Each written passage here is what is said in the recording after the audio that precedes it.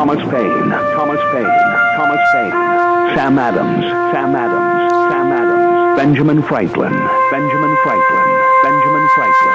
These men spoke up for what they thought was right. From their courage came such documents as the Declaration of Independence and the Constitution of the United States. From their willingness to speak what was sometimes unpopular but right, we enjoy such liberties as freedom of speech, the right to keep and bear arms, and freedom of religion. There are those who still wish to oppress our freedoms, and there are still patriots willing to stand up and defend life, liberty, and the pursuit of happiness. Men like Zeb Bell, who honor our founding fathers and what they stood for. It's now time for Zeb at the Ranch, speaking up and defending your freedoms. Brought to you by Magic Valley Les Schwab Tire Centers and all of the other great advertisers on the program. And now, Zeb Bell. This particular person has hit the nail on the head, if you will. This person says, I signed up for an exercise class and was told to wear loose-fitting clothing. If I had any loose-fitting clothing, I wouldn't have signed up for the exercise class in the first place. How true. Good morning, everybody. Here comes Kate Smith and God Bless America, followed by a Patriot with our Pledge of Allegiance. Good morning, good morning.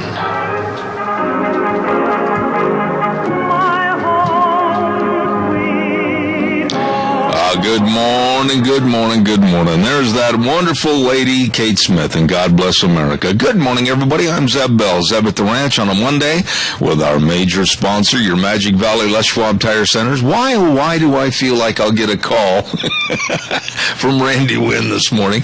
Anyway, good morning, Les Schwab Tire Centers all over Magic Valley serving you, along with some of our great advertisers, and they include Western Waste Services, always at your disposal. Get on the route service today. Call Kelly and the crew, locally owned and operated, 734-6969. And I suppose she is beaming like a Cheshire cat because her Seahawks came back in the waning moments of the game and in overtime defeated my Green Bay Packers. And quite frankly, I had thought seriously about not coming on the air this morning and treating it as a day of mourning.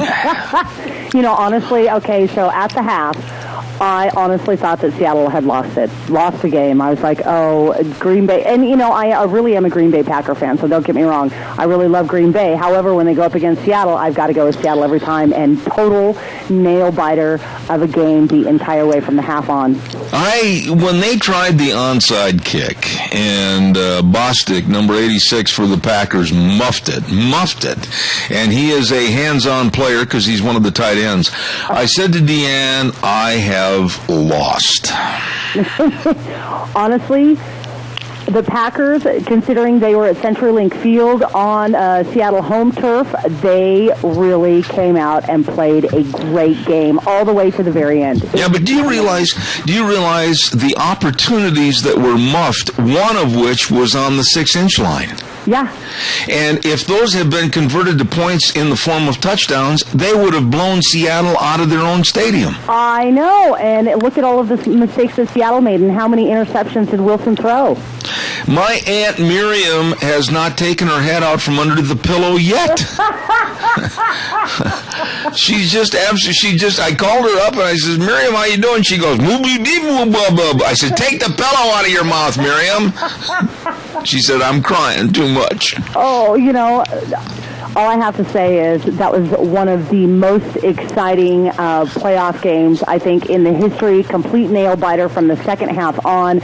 Green Bay really came out and played a great game, and Seattle is so lucky to be going on to the Super Bowl. Because honestly, I really don't think that they should have won that game. And me being a Seahawks fan, I shouldn't even be saying that, but it's true. Seattle should not have won that game. I honestly I really do expect Randy Wynn to call at any moment from Tires West and to sit there here and not say anything but nah, nah, nah, nah, nah. He'll say, where's my steak dinner, bud? Hey, you know what, though? Real quick, and then we'll get into the pledge and the weather and everything. Disgusting display by Indianapolis against the Patriots. They kind of rolled over and said, here, go ahead and wipe your cleats on me. Yeah, I was watching that game, too, and I was really hoping that the Colts would pull it out because I'm not a Patriots fan at all. Me neither. But, what happened to the Colts? Where were they? Were they still in the locker room? Well, no, there was a stolen bus in New England yesterday, and they're looking to see if the team wasn't on the bus. I'm serious. I figured that the Colts would have come out and played a better of a game, but obviously New England bested them. So we're you mad, bro? Part 2. Yeah, and Super Bowl 2 weeks. It'll be, I hope, the Seahawks defeating the Patriots. Oh, I'm keeping my fingers crossed. Okay, hey, I got to get going. Holy smokes, do we have a pledger? We have Al on for the pledge and Mr. Michael Rogers on for the weather. Great. Al, go ahead, please. Good morning. Yes. I pledge allegiance to the flag of the United States of America and to the republic for which it stands, one nation, under God, indivisible, with liberty and justice for all, some places. Yeah, and we'll get into that a little bit later on. Al, God bless you, and thank you for always doing such a wonderful job for us. Well, I'll tell you what. That was a good one. It was a nail biter. It was more than a nail biter. I know. I've watched him all season, and for some reason in the fourth quarter, that center linebacker is never playing his position right. Who are you talking about? That one on Green Bay, that he was supposed to be back along with that other defensive back when that guy caught the pass over the goal line. He was out of position. Well, no, not really, Al, because they've moved Matthews to be kind of a floating linebacker. The commentators are crazy as hell because they all three agreed to it. Well, I'm just saying that they made some drastic mistakes, and I'm not going to say that Matthews was out of position, but I am going to say that the defensive secondary, I still don't know why on that two-point conversion the Green Bay player just didn't go knock the pass down. It was a dead floating duck. I know it. All right. Got to run, buddy. Thank you, sir. God bless you.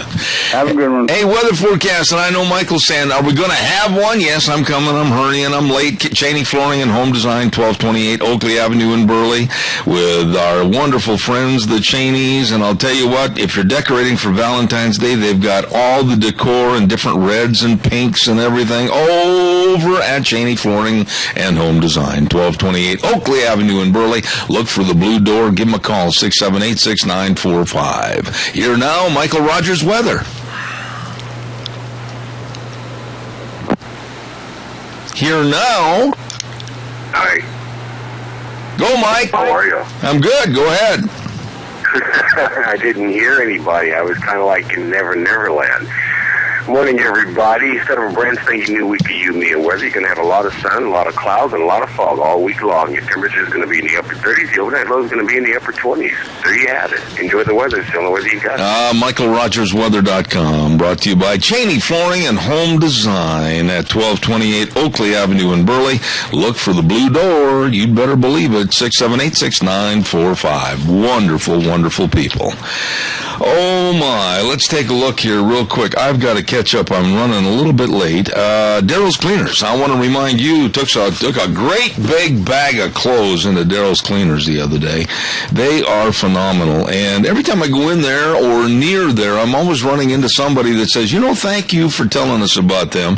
They are the best. Absolutely. Daryl's Cleaners, 1223 Albion Avenue in Burley. Now, I know that if you finished up with the holidays, with all the people coming over, all the tablecloths probably look like Appaloosas and everything.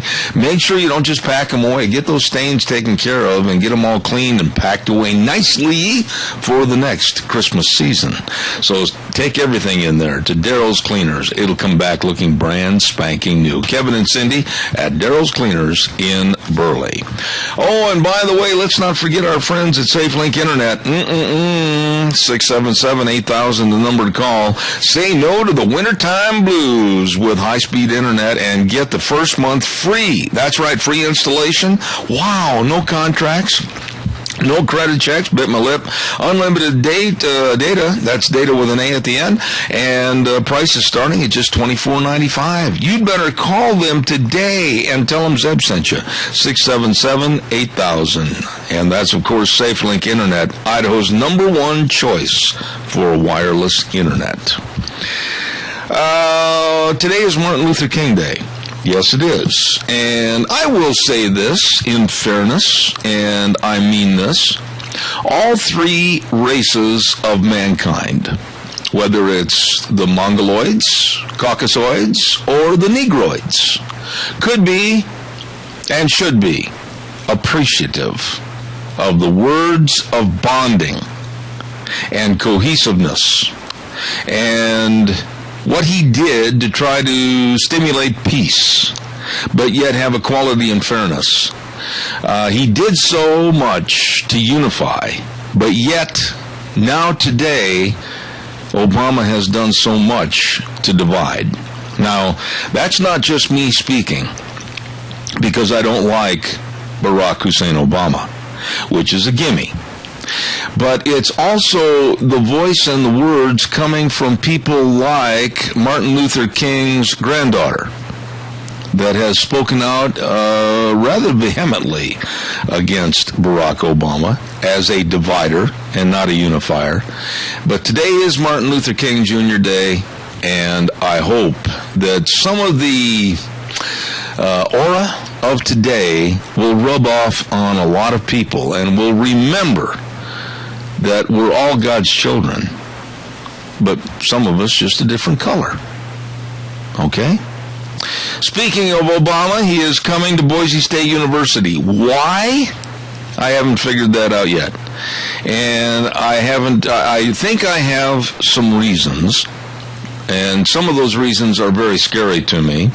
He's going to be there on Wednesday, the day after tomorrow, when he delivers the State of the Union address tomorrow, and then flies on his Air Force One and comes to Boise State University. Now, I'm really worried and concerned about why he's coming to Boise, Idaho, the day after the State of the Union. And I'm just going to throw this out there. I wonder if it has something to do with the White Clouds issue. Or I wonder if it has something to do with free tuition, free education for junior colleges. I wonder. And we're going to find out. But it's going to be Wednesday. He's going to be at Boise State University. Oh, gee, I bet you all of us can't hardly wait to see if we can go. Calls are welcome, 436-2244-1-866-927-4587.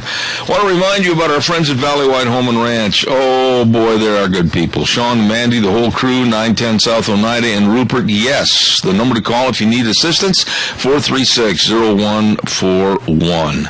They have got a huge, really, really big fishing department, and if you'd like to go in there and get all ice fishing, fine, it's going to really get cold this week. If you're going to get all stocked up for fishing this spring, fine, you get 10% off card.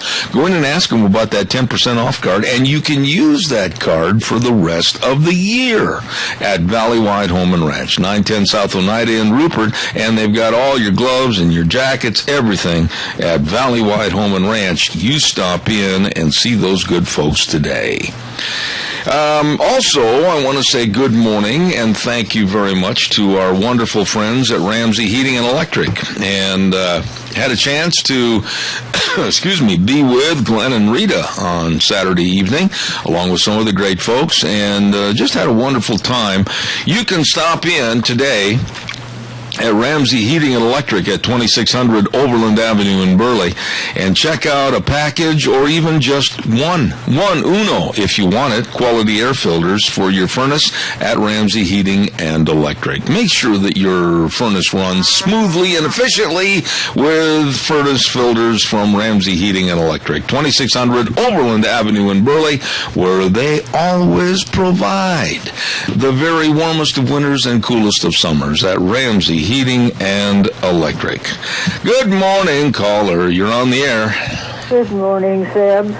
I think we ought to take up a collection, get the best, very, very best leaky boat, and give Obama a ride down the Snake River.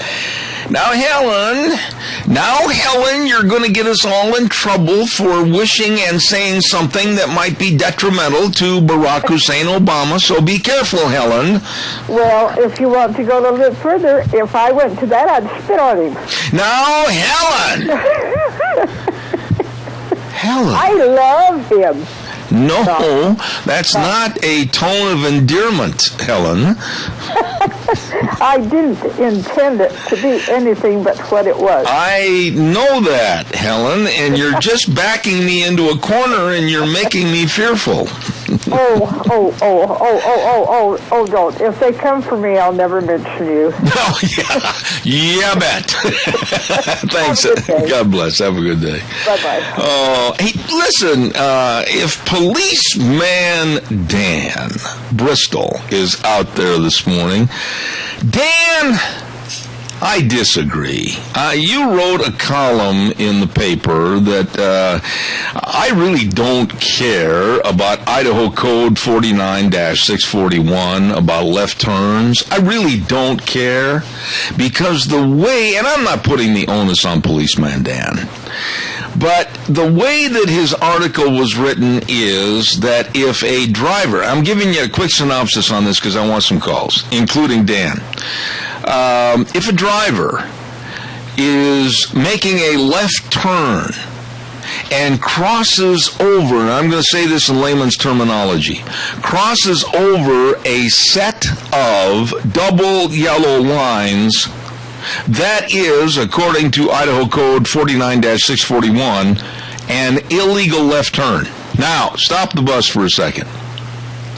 I cannot turn out of my driveway to go to Burley without making a left turn on a double yellow line. I cannot, coming from the west to the east, turn into my driveway without crossing a double yellow line. Now, the feasibility of having to drive, literally, and I figured this out last night, in order for me to turn into my driveway legally just by making a right turn, I would, if I'm heading east, I would have to go down the road 4 miles past my place, and then go south 3 miles, go across 4 miles, and up, and then I can come back and I can turn into my property without crossing the double yellow line. Howsoever, if I have a horse trailer on, I'm never going to get home. This is complete idiocy. And this is the part that if Policeman Dan is listening, he had a quote in there that said, the law usually does not come into effect unless a crash occurs. Now, Dan, if I'm turning into my property and I've got my signal on and I've slowed down and done everything properly, and some yahoo, blind as a bat, hits me, it's my fault for turning into my property? Somebody better read Policeman Dan and give me a call. I know my neighbor, we conferred on this last night, and he has the same problem I have. He ain't never going to get home. Caller, I'll be right with you. Don't go away. Berry Equipment and Rental, 3 locations to serve you. Eli and Nick and the whole crew. Addison Avenue West in Twin Falls, South Lincoln and Jerome, and, of course, 159 West Highway 30 in Burley. They have the equipment for any job and to get it done right. They've got the Doosan loaders. They've got all the retail equipment sales, equipment rentals, parts and service, everything at 3 locations. Twin Falls, Jerome, and 159 West Highway 30 in Burley. Berry Equipment and Rental. Caller, good morning. You're on the air. Good morning, Zeb. Thanks for sharing that with us. I was kind of curious because I knew that was the law, but I've never ever seen it enforced. So kind of wondered. Yeah, but how are you ever going to get home? Is if somebody causes an accident, and they'll enforce it on the guy that was probably doing what was okay. Yeah, but the thing is, I got to thinking about that, and I could go down, if I didn't have my trailer on, I could go down about 1.5 miles, and I could turn left, and then I could turn around in another neighbor's driveway, and then I could come back, and I could turn into my yard. But I can't do it with a horse trailer on. So, with a horse trailer on, I would literally have to go about 10 miles out of my way to come home and turn into the driveway so I don't cross over the double yellow line. Do you think I'm going to do it? Heck, no. No. Like I said, it's not really sensible. The law... Thank goodness, I guess they don't enforce it. I don't know. Yeah, but there was... It's kind of sad if somebody else is at fault and runs into you, then it's your fault for crossing the center line. Yeah, to turn into my property. That's just crazy. I mean, it's absolutely insane, and I'm going to take this up with the state police, and I'm also going to take it up with the Idaho Department of Transportation. That would mean, sir, that the guy that farms across from me, if he wants to go into the field right next to me on my side of the road, he has got to drive his combines and everything else 10 miles out of the way to make a legal turn. Wow. I'll be interested in following up. Thanks, Deb, for keeping us up on top of stuff like that. All right, thank you. Have a good day. This is complete lunacy. Lunacy. Oh, Denny's Restaurant, 611 Oberlin and Burley, the home of Zeb's Lunch Bunch. Now, our lunch bunch is going to be on Thursday, this week. I don't want anybody calling me and saying, I didn't hear when lunch bunch was. Well, it's this Thursday at 11:30 at Denny's Restaurant, 611 Oberlin and Burley.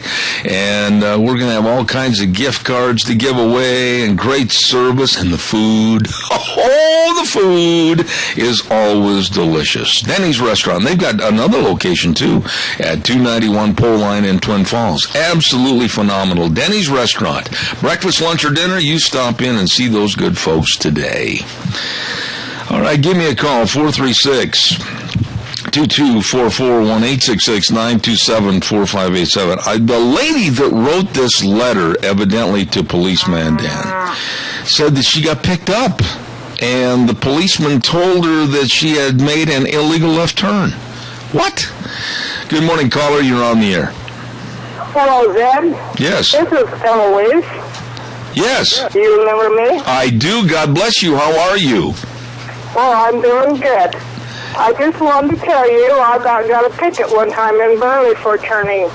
I turned right, but the cop thought I turned left in front of the bank. Uh-huh. And I turned right, and the guy that was parked on the side of the road hit me and pushed me to where I was going straight in.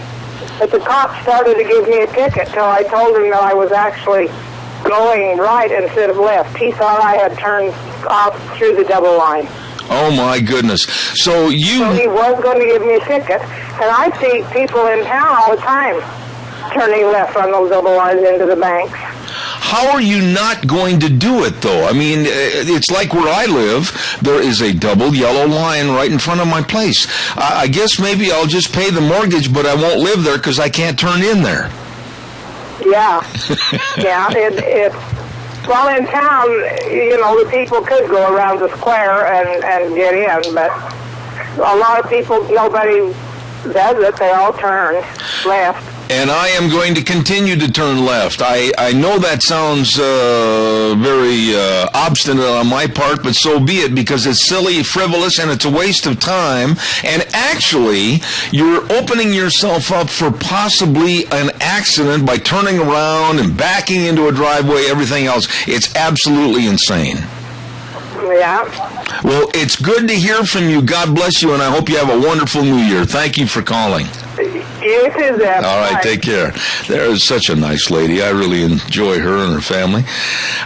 Don't forget Pacific Steel and Recycling, 320 West Main in Burley. These are wonderful, wonderful people, and they carry all the trailer parts. You didn't know that, did you? That's true. They got all kinds of trailer parts for you, and they sell new steel, too, the angle iron, the flat, the tubing, the channel, everything. Employee-owned company, and they are good. Pacific Steel and Recycling, 320 West Main in Burley, 678-2321. Here now, the Capital Press Ag Minute. The Capital Press Ag Minute is brought to you by OnlyAg.com. preliminary hearing has been continued until February 19th in the case of a former Idaho Fresh Potato Shed employee charged with embezzling funds. Russell C. Leonardson, the former financial controller at Aberdeen-based Idaho Select Inc., was originally scheduled for a January 19th hearing in Bingham County District Court on 2 counts of grand theft and 70 counts of forgery. Leonardson is accused of using his position to embezzle $1.6 million from the company and an affiliate agricultural transportation company that he also managed, Select Express. The companies have filed a civil lawsuit alleging he embezzled funds by altering records and diverting corporate funds for his personal use.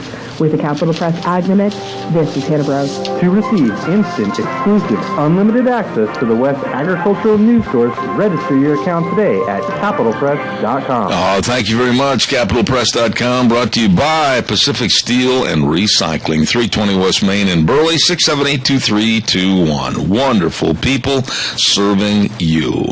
I know some other wonderful people that are serving you. Hey, give me a call, 436-2244, 1-866-927-4587. And that's our friends at Scows CarQuest Centers. I had, like we said, we had a nice dinner gathering on Saturday evening, and Jeff Poole was there from Scows, and Jeff is one of the sharpest cookies. I'll tell you what, very, very nice young man, and he knows what's going on. Enjoyed visiting with him. And at Scows CarQuest Centers, believe me, customer satisfaction is always the goal. They've got all your automotive replacement products, accessories, and supplies for virtually every vehicle. Jeff's been with them, I think he said, for over 20 years. Locations at 518 Overland in Burley, 323 East 8th, and Highway 25 in Rupert, exit 211 I-84 for their big truck center. And I'll tell you what, they've got everything you need. And, of course, don't forget, every detail matters at Scows. Good morning, caller. You're on the air. Morning, Zeb. Yes, sir. Chuck's O'Reilly and Twin has a turn signal or turn lane right there at the entrance to their place. It's double yellow line. I saw a lady turn into that south exit, and the cop stopped her and chewed her out. Can't you tell the lady there's a double line there, double yellow line, you're not supposed to go there. It wasn't 10 minutes later, here come another cop and turned right across the double yellow line. Yeah. Well, Doc, how are you not supposed to turn into your own property? That's not... You look at my place. It's the same thing as yours. Okay.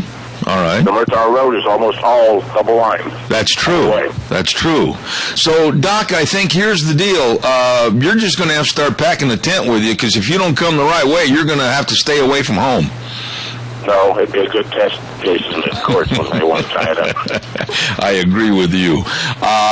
Here's the part... Well, it is. It's an infraction, and an infraction is not supposed to be with a fine. It's supposed to be a slap on the hands. But you cannot go into court and argue a traffic ticket. Why is that? Well, I am not going to accept even a quote-unquote slap on the hands, because I'm turning into my property, and if I do things properly of slowing down with my blinker turned on, I am going to continue to turn into my property. And one of the articles of the Bill of Rights is any court case where the fine would be over $20, you're supposed to be able to have a trial by jury. Yeah. Now, every state, every place that I know of, when they write traffic tickets, they infringe upon the rights of the people of the United States. Well, I'll tell you one thing right now. I think that after I get off the program this morning, I'm going to call the Idaho Department of Transportation. I'm going to pursue this a little bit further, because it's absolutely insane for me if I'm going from west to east and I want to make a left turn into my property to go 10 miles out of my way so that I can come back and be in the right lane. I'm not going to do it ever. You turn in the middle of the road, then you get hit. Yeah, there you go. Doc, God bless you. Happy New Year to you. Thanks. All right. Calls welcome, 436-2244, 1-866-927-4587. The double yellow line represents a no passing zone. I'm not passing anybody. I'm turning onto my property. Good morning. You're on the air. Yes, good morning. I have had this same conundrum in my head for a number of years. We live on Overland Avenue. And if you try to make a left-hand turn into our shop, going north, it is a double yellow line. Uh-huh. So I started following that double yellow line up through town, and I couldn't turn on 24th Street. Mm-hmm. There's a half a dozen streets, main streets, that I could not turn on without crossing a double yellow line. Yeah. The only way that you can turn is to go the opposite direction and go completely out of your way until you find an intersecting avenue to come back and then get in the right lane. Exactly. So I think there is something to it, because you cannot make a left-hand turn and not cross a double yellow line coming from the south to come into our business. Now, you know where I live. You've been to my home many, many times. I have. And that means that from now on, Deanne and I can no longer go to Burley. We're done. We're toast. We can't do there, because in order to go east, we've got to go west, and we're going to have to circumvent the whole globe to get to Burley. Yeah. God bless you, man. It's good to hear from you. Thanks to lower gas prices. Yeah. Thanks, Keith. God bless you, man. Thanks. Caller, good morning. You're on the air. There is no other phone call. Oh, that's not a good sign. When you get to be my age and you pretend that you start hearing cows. Oh, look out. Oh, my. Calls welcome, 436-2244, 1-866-927-4587. Very, very blessed on this program, and we have a lot of good sponsors, one of which is Minnecash Sales at 1321 East Main in Burley. They're having a huge January closeout. Woo! All roll vinyl is on sale. Price is starting at just $8.99 a yard, square yard. And they also carry all the farm and ranch equipment. They got corral panels, gates, equine equipment, feeders, troughs, everything. These are really, really good folks at Minnecash Sales. Write this down, 1321 East Main in Burley. I'm telling you, you better stop in and see them or give them a call, 878-2091. Minnecash Sales, sponsoring Dr. History on Tuesdays in Burley, 878-2091. All right, give us a call, 436-2244, 1-866-927-4587. I wonder how laws are written like this, Idaho Code 49-641, that talks about left turns over double yellow lines. But the part that scares me the worst in this whole thing that we've talked about is when Policeman Dan says the law usually does not come into effect unless a crash occurs. So I'm turning legally into my property with the blinkers on and everything else, and they're going to give me a ticket? I don't think so. Good morning. You're on the air. Morning, Zeb. That's funny. Keith was right. Just coming northbound on Overland, Highway 27 into Burley. Most of them businesses, you can't even turn on the 24th Street going northbound. You know, and it crosses all the way along. Yeah. There's no way you can even legally turn on the 24th Street if you're going north on that road. Well, it's like my neighbor. It's like my neighbor. You know, my neighbor is a professional, hay, and he does everything. I mean, this guy is just absolutely phenomenal. And he's got a lot of big, heavy equipment going on all the time. And for him to pull out of his yard, and go west, he is going to be illegal, and he can't even go out of his yard and turn into another field that's right across the road from him, according to this law. Kind of raises a question in my mind, is the Idaho Transportation Department just being lazy and not marking that road appropriately in front of your house? Which is, like you said, that you should be allowed access. No, I'm not going to. Overland, they've got on some of these houses they have that changed from a double to single line, so they could be crossed. Well, so wait a minute. I'm not going to blame IDOT on this, not at all, and I'll tell you why. Because this is a no passing zone. We've had multiple major, serious, almost deadly accidents in this area where they've been pulling out and passing. It's a double yellow line for a purpose, but that's not the problem. The problem is in a no passing zone, they want to make it a no turning zone. That means that our property from now on cannot even be, if I'm coming from Twin Falls and going to turn into my property, I can't without going 10 miles out of my way. if I'm online with you, it's an enforcement issue, right? Well, it's an enforcement issue. They're enforcing that inappropriately because you should be allowed to turn there. You're not passing.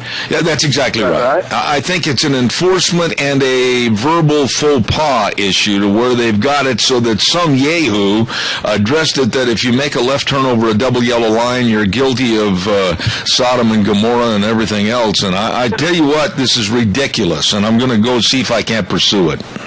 I'm so excited that you're pursuing it because it's driven me nuts for a long time. All right, sir. God bless you. Have a good day. Thank you. You too. Bye. I just wish Dan would call. Dan's a straight shooter, but I argue with the way that this is all set up, and it needs to be changed because there's not anybody here. You couldn't even come from the west and turn into Murtaugh. I mean, they might as well just lock the gates. Nobody's going to come in anymore. Anyhow, calls are welcome, 436-2244, 1-866-927-4587. Give me a call. Love to hear from you. By the way, Nick and the rest of the crew over at Burley Physical Therapy and Rehabilitation. After this week is over, I'm going to start going back down there again because, man, they are the best. Nick Greenwell and all of the folks that are physical therapists right there at Burley Physical Therapy and Rehabilitation, 1263 Bennett Avenue, Suite 2 in Burley. They know all the sports medicine therapies. They know all the exercises. They've got the hydro pool for all those great exercises in the water. I mean, they know, and they'll help you get back to being you. Oh, I love it. Burley Physical Therapy and Rehabilitation, 1263 Bennett Avenue, Suite 2 in Burley. Number to call for an appointment, 678-1191. All right, give me a call, 436-2244, 1-866-927-4587. Got another little issue I want to throw out here this morning. And there are some in the audience that are going to go, oh, that nasty coach. Well, now pay attention to what I'm going to say.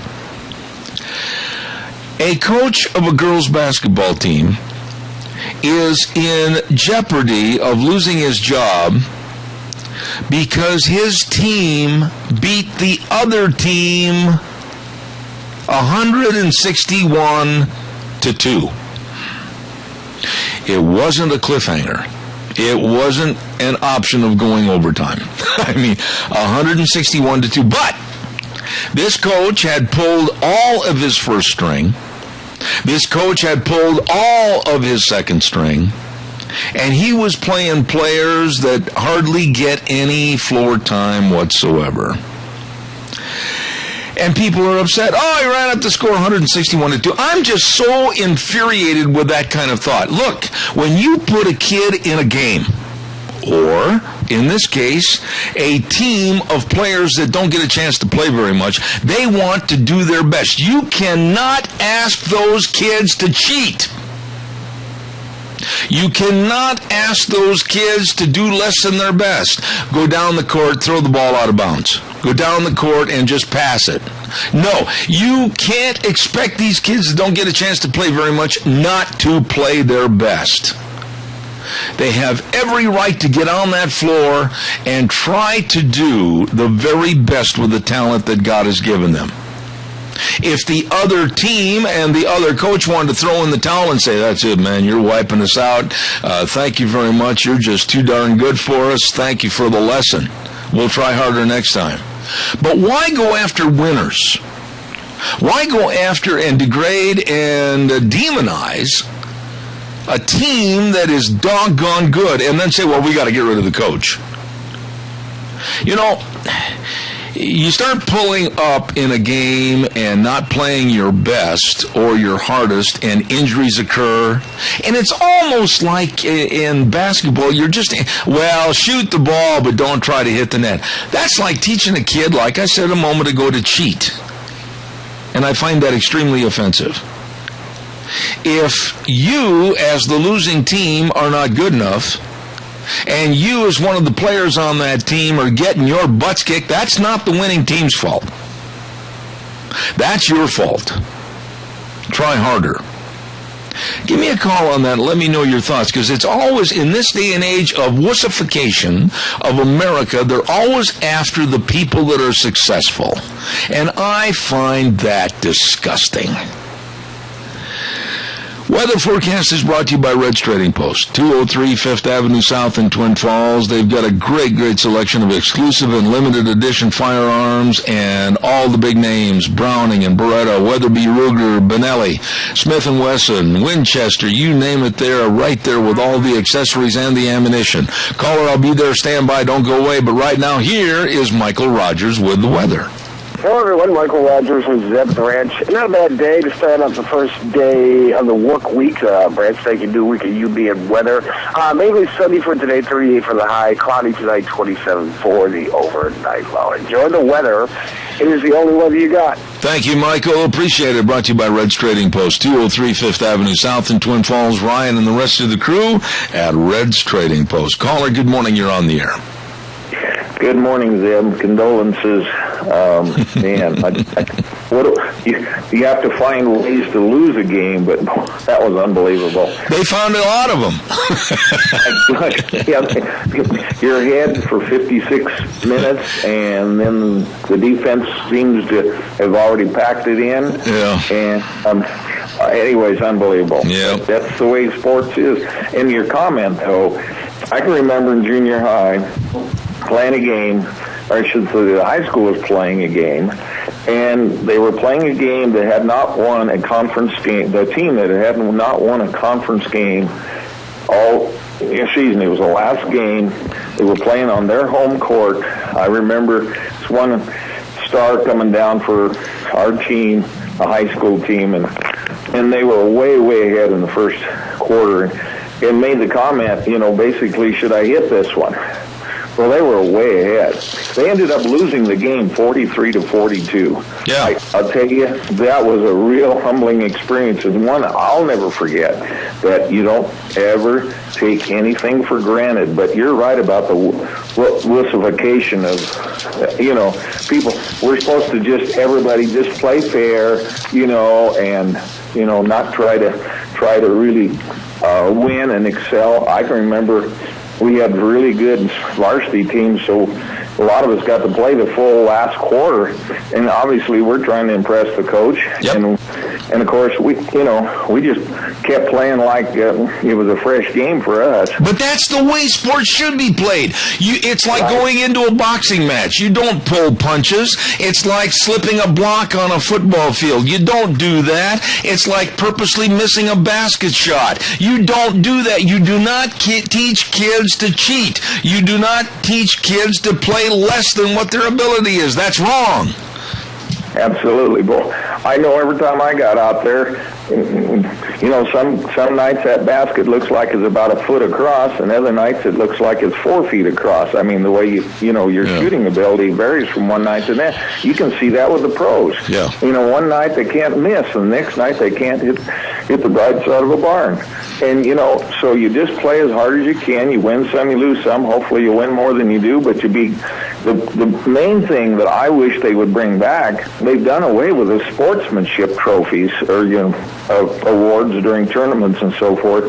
And I remember we won a close game in district tournament by 1 point, and we won the sportsmanship trophy.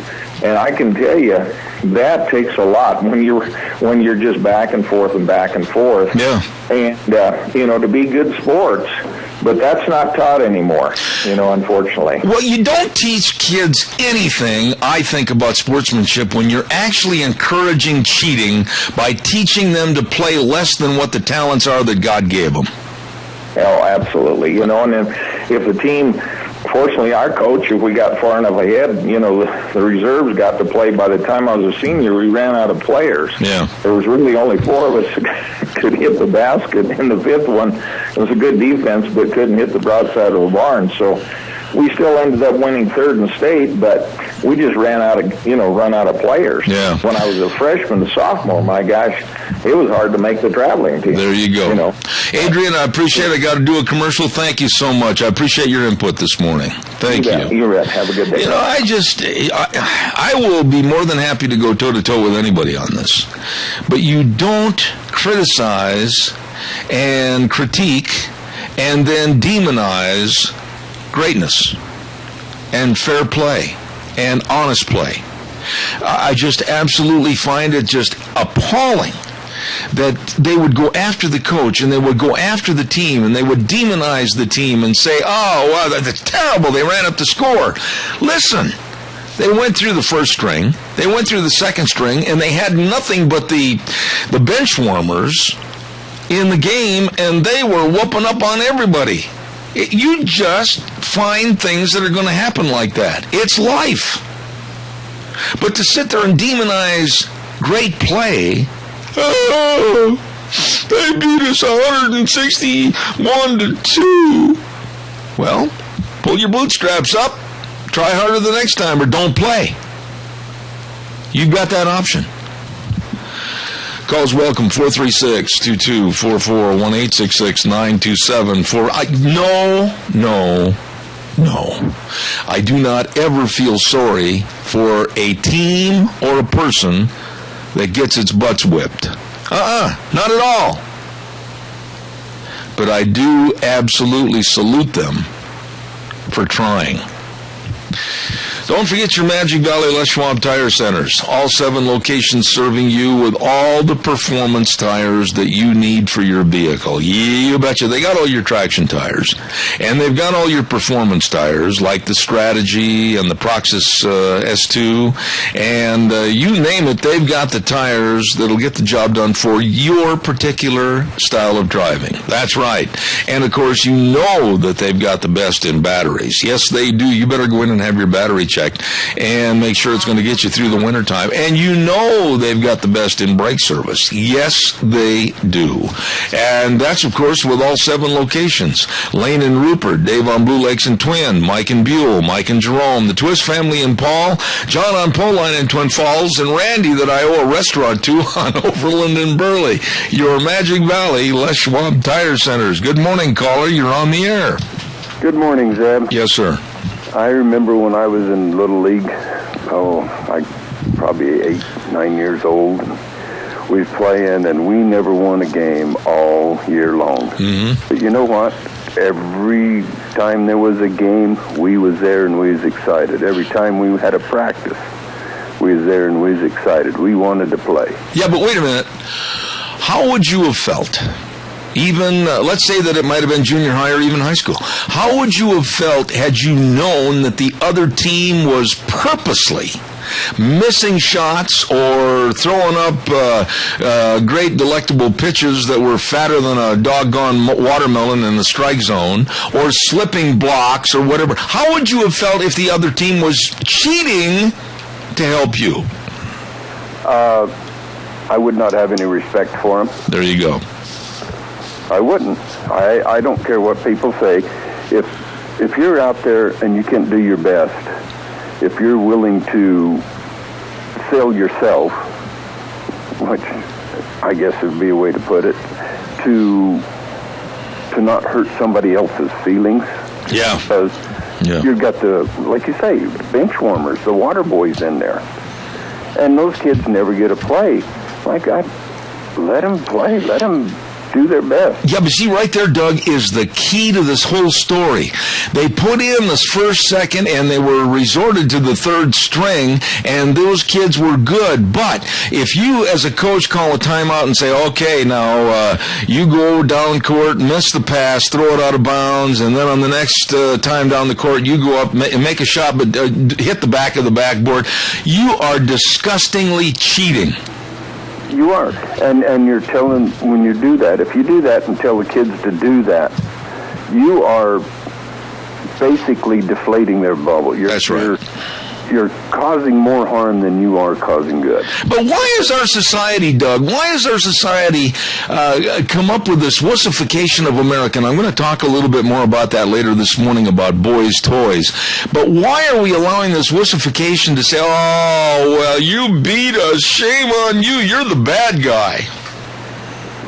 Well, my opinion is, when I was raised and you were raised up, we were raised up, you fall down, you cut your arm, you get a black eye, walk it off, rub some dirt in it, walk it off, you'll be all right. Yeah. And then we wanted better for our kids, so we kind of sheltered them a little bit, and then it just kept getting worse and worse and worse, and now the kids have been so dadgum sheltered all their life, they have no idea what the world's really like out there. I will not, and I made this statement on the program, I think last fall, on a program such as this, we were discussing something comparable. I will not, if I find out that an event is going to give trophies to everybody and everybody's a winner, I will not give them a public service announcement. I won't do it, because I don't believe in it, and I think it's part of the wussification of America. I don't believe in not having a scoreboard. I do not believe in playing your best, and if you get your butt kicked, that's your fault. I will not give any amplification to any event that gives trophies to everybody. Oh, they're all winners. No, they're not. Well, and then what does that do? That sets the kid up for failure in life. That's right. If you cannot accept defeat, rejection, or failure, if you can't accept it and learn from it and excel from it, then if you don't know how to handle it when you're a child, you definitely aren't going to know how to handle it when you get older. Good heavens, no. You got a 27-year-old adult that's going to go look for a basement window to jump out of because he can't handle it. He didn't make the cut. I got to run, Doug. God bless you, man. Thanks. You too. God bless. All right. I just don't know what's the matter with America. We're just absolutely falling apart. We're a bunch of wussies. And I'm going to talk about that at 10:06 this morning. I'm going to get Gina involved in that. She's got a young boy that he's a tough kid, and he's playing like he should too. And he probably can accept winning and or losing better than a lot of older children and young adults. We're going to take a little break. I'll be back in about 6 minutes. Don't go away. Zeb at the Ranch, good morning.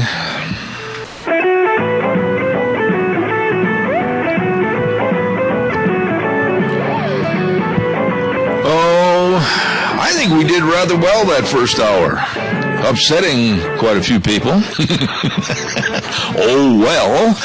Good morning, Zeb at the Ranch. I'm Zeb Bell with our major sponsor, your Magic Valley Les Schwab Tire Centers, and many of our great advertisers, including Western Waste Services, and here's a good word for them.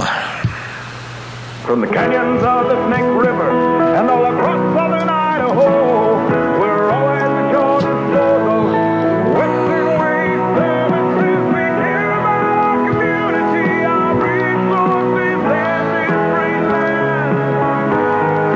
Western Waste Services is lending a hand, always at your disposal. Western Waste Services. Locally owned and operated, and boy, do they do an efficient job. Western Waste Services, always at your disposal. Number to call, 734-6969.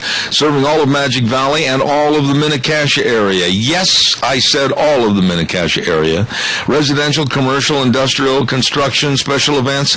Call Western Waste Services. Always at your disposal, getting rid of your garbage. 734-6969. Always at your disposal. Also, real quick, before we get our dear friend on the air, I want to remind you, Joel Heward and his lovely wife were at that dinner we had the other night, and it was just really, really nice, and they are the sweetest of people. And Joel Heward, his wife, and the staff at Hanson Mortuary at 710 6th Street in Rupert. Number to call, 436-5636, with very flexible hours, and they are literally there when you need them. When there's the passing of a loved one, please remember that number and call 436-5636. And they always uphold the highest ethical standards with unquestioned integrity. Hanson Mortuary, 710 6th Street in Rupert, serving you and your family. I'm just going to tell him straight up, we're not going to make any comments about football this morning because I'm in a period of mourning. Leave me alone, okay? Agreed. Okay. Oh, man. You know what? It doesn't make a doggone bit of difference if you lost the first week of the playoffs or if you lost in the final four of the playoffs. You're still going to be second best to everybody else, and that's what hurts.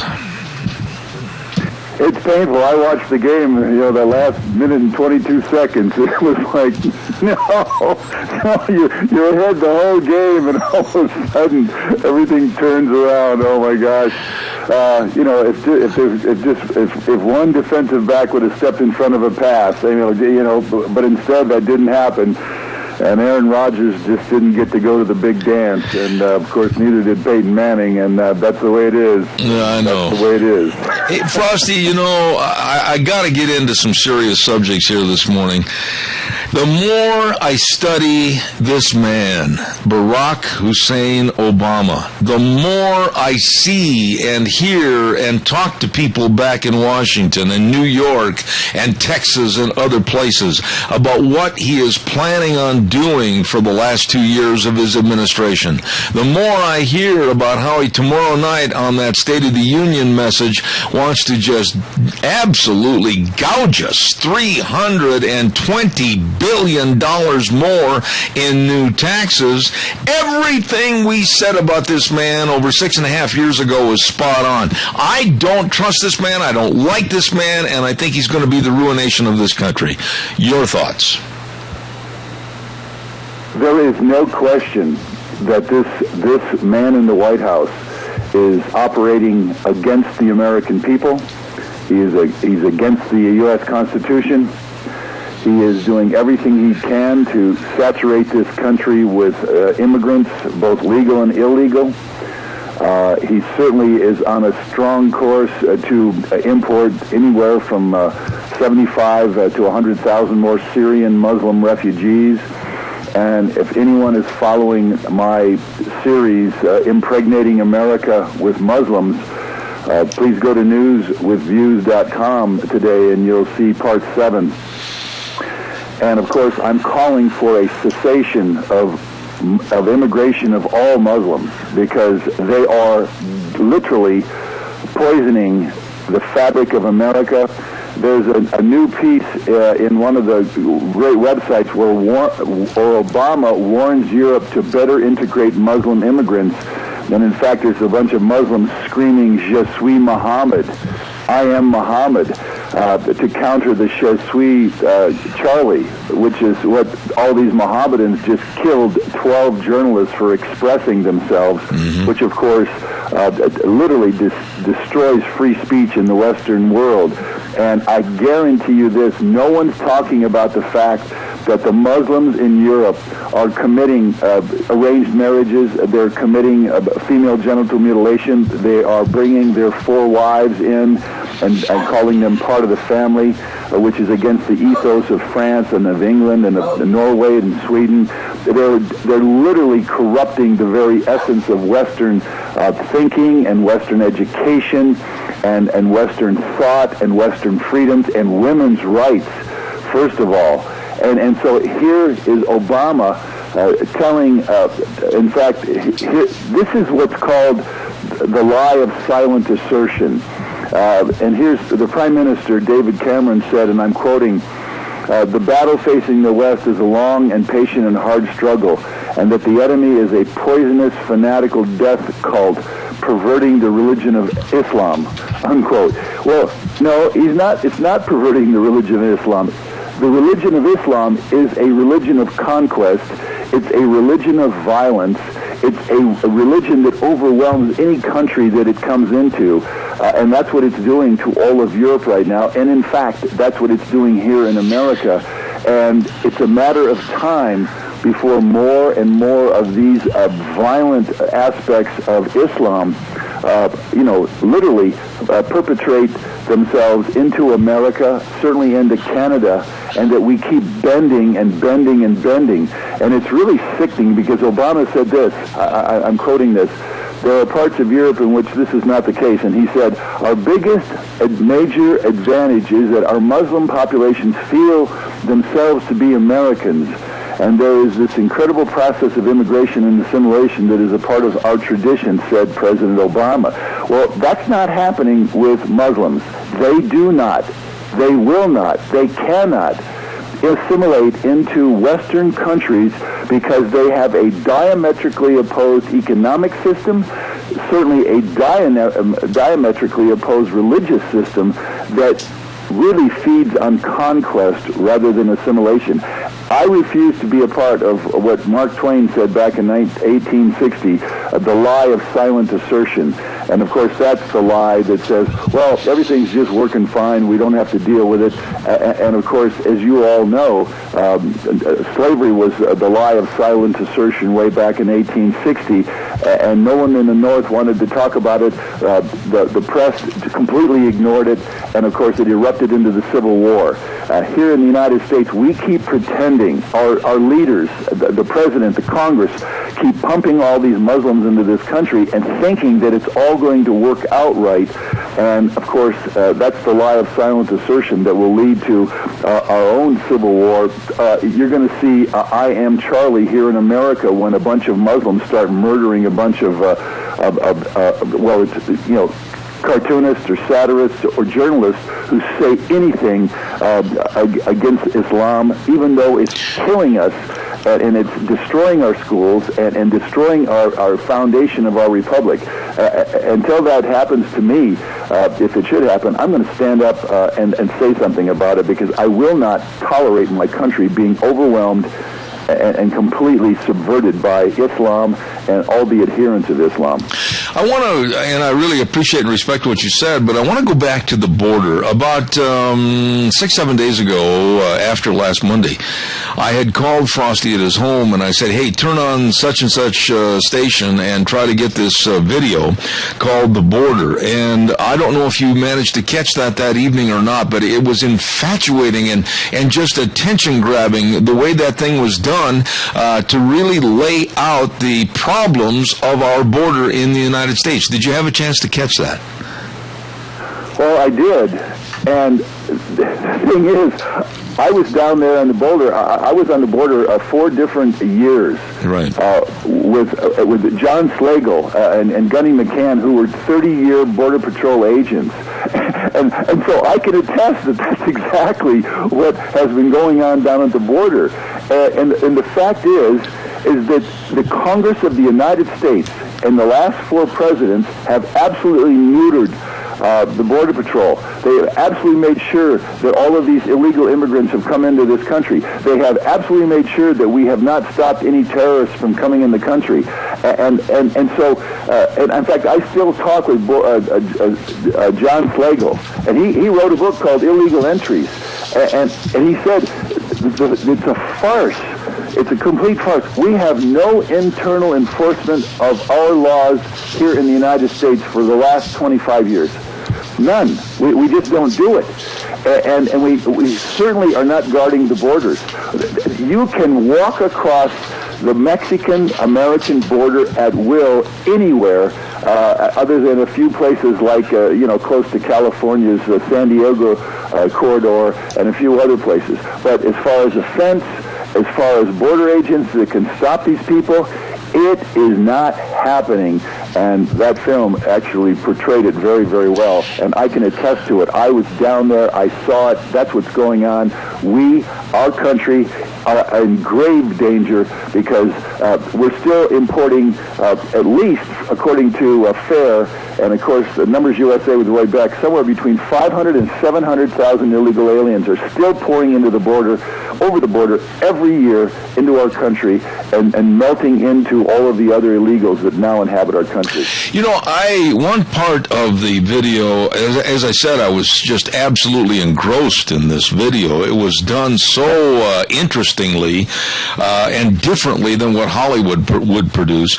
One part of the video I want you to elaborate on was the part where they said on numerous occasions it has happened where Mexican national soldiers representing the country of Mexico have come along with some of the druggies and some of the coyotes and some of the illegal aliens and have been shooting at our own border patrol. Elaborate on that a little bit. That's exactly true. Again, John Slagle, a 30-year Border Patrol officer, can attest to that. And that's the money is so huge. And you've got to know that the money is reaching right up into Washington, D.C. You know that most of our big senators and a lot of our House representatives come out of the House and come out of the Senate millionaires. Well, how do you think that happens? You know, there's insider stock trading in the military. For the big military. They award the military, weapons systems and so forth, and those senators go back and start buying stocks. It's called insider trading. They know that because they're on the defense committee or whatever they're on, and they go in and put their money into the stocks, and then they benefit from that by the millions of dollars. And so you know that the reason the war on drugs has been going on since 1971, and it hasn't changed a single thing in this country, that drugs are still pouring across the country, into the country, and across the country because we simply refuse to send the troops down to the border and lock the border down. Instead, we pretend that we have a force of Border Patrol officers, but in fact, we do not have any kind of force that's stopping this. And because the Mexican top agents and the Mexican governor are making so much money, and then, of course, government agents here and others at high places are making so much money on the drug war, that's what you see. The Mexican army actually escorting the drug trains and the mules and all of them into our own country. And then there's all sorts of other intrigue going on with the Border Patrol.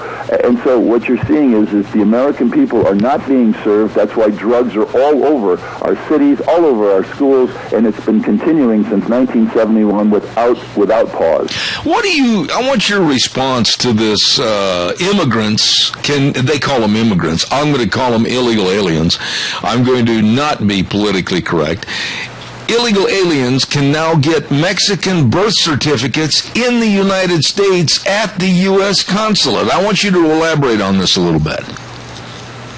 I just read that, the part that the Mexican illegal aliens can get a birth certificate, a Mexican birth certificate, and we're part of that. And again, what you're seeing is that the United States, by the hand of our Congress, both the Senate and the representatives and the President, are part and parcel of allowing a complete breakdown of America's sovereignty. And that's what you're seeing, is a breakdown of our sovereignty as a nation, as a culture. And again, as I've said, we're seeing our country impregnated by 100 million more immigrants coming from about 140 different failed countries in the world here in the next 30 years. And they're bringing 140 different worldviews and 140 different religions and 140 different cultures, and certainly 140 different languages. As you all know, I stated a couple weeks ago that Denver has 172 different languages in our school system. So we have so much confusion. Even our own kids cannot be educated. And so you're seeing a breakdown of education, of critical thinking, of participation. And so as that continues, you're going to see our country turn into this multiple country. We're not going to be America. We're already not really America. We're becoming a multiple country with 140 different personalities. And talk about, a psychiatrist's couch. This country's going to go on the psychiatrist's couch. In another 30 years, we won't know what we are as a country. We won't even know who we are as a country. And when they're going to look back at the interviews that you and I carried on, they're going to go, oh my God, those two guys were talking about how America destroyed itself and how it became an absolute morass of personalities, of religions and cultures and ethos and languages, and so it literally fell into the gutter. It couldn't operate, it couldn't function, and it finally just fell apart. And all sorts of Ferguson, Missouris are just an example of how this country is literally fracturing and fragmenting, and so that's what you're seeing right now. Frosty, there are groups right now that are monitoring radio stations and monitoring different programs and monitoring you and I that want to come after us for using the terminology illegal aliens and anything else about the illegals in this country. Well, about 2 weeks ago, and this was in that same story about these birth certificates, California began issuing driver's licenses, and they've changed the wording to immigrants who are in the country illegally. Why? With the words and the semantics and the difference of what the words mean, why can't we call it like it is? Illegal aliens are getting driver's licenses, and that's going to denigrate the rest of America. But they won't say that. Well, again, that's exactly correct. It's called the lie of silent assertion. Yeah. If you don't mention the reality, then the reality is overlooked. And I went into the Denver legislature for years, and I said, after I realized that they don't vote for the Constitution of the United States, they vote for politically correct results. And whomever has the power to absolutely make sure that no one upholds the law here in this country, they then give a driver's license to an illegal border jumper, somebody who's violated their laws, so that what they do is they're legally making lawlessness legal. And again, the irony of it is that we all suffer. And I told the legislature, I said, you're voting to make people who are here illegally, in other words, bank robbers or pedophiles or burglars, you're giving them a license to remain here and continue on their lawlessness. And you've absolutely not served the people of Colorado. And you know what? They still did it anyway. They gave licenses to illegal aliens here in Colorado last year, and now we're literally getting impregnated with more lawlessness and more illegal aliens, and that means that more businesses can hire these people illegally, and they cannot pay taxes, and they're not part of the of functioning, part of functioning and contributing to our society. And so that's how you get more lawlessness, and that's exactly what's happening all over the country. I agree. We have a caller with a question. I've only got 3 minutes left. Good morning, caller. Go ahead. Good morning. I'm Frosty. I'm sure you're aware of the trade agreements between the EU and the Pacific Rim countries. There's 2 different trade agreements that are being negotiated. Most of those have to do with economic and political union. I'd like him to comment about that because they have very little to do with trade, and it's not even on the radar scope. But yet, I just got a letter from Senator Risch, and they seem to be clueless. They just think it's a free trade deal. So I'd like them to comment about that in relation to this immigration problem. All right, go ahead, Frosty, please. Thank you.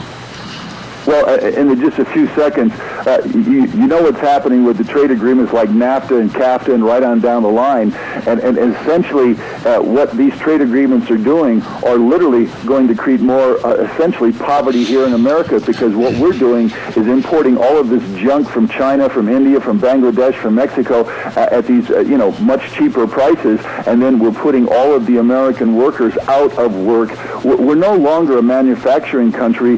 We're an information country, and of course that's breaking down as fast as anyone can imagine, because I think it's somewhere like 1/4 to 1/3 of all African American men don't have a job right now. You look at Hispanics, the same thing, because if you don't have a massive educational background, you have no skills, and there's no way to compete against 1.3 billion Chinese or 1.2 billion Indians who can make any product much cheaper. And so these trade agreements are literally destroying the fabric of America and the working class of America, so that we're not going to have a middle class anymore, and we're quickly losing that middle class. And these trade agreements are absolutely guaranteeing that'll happen.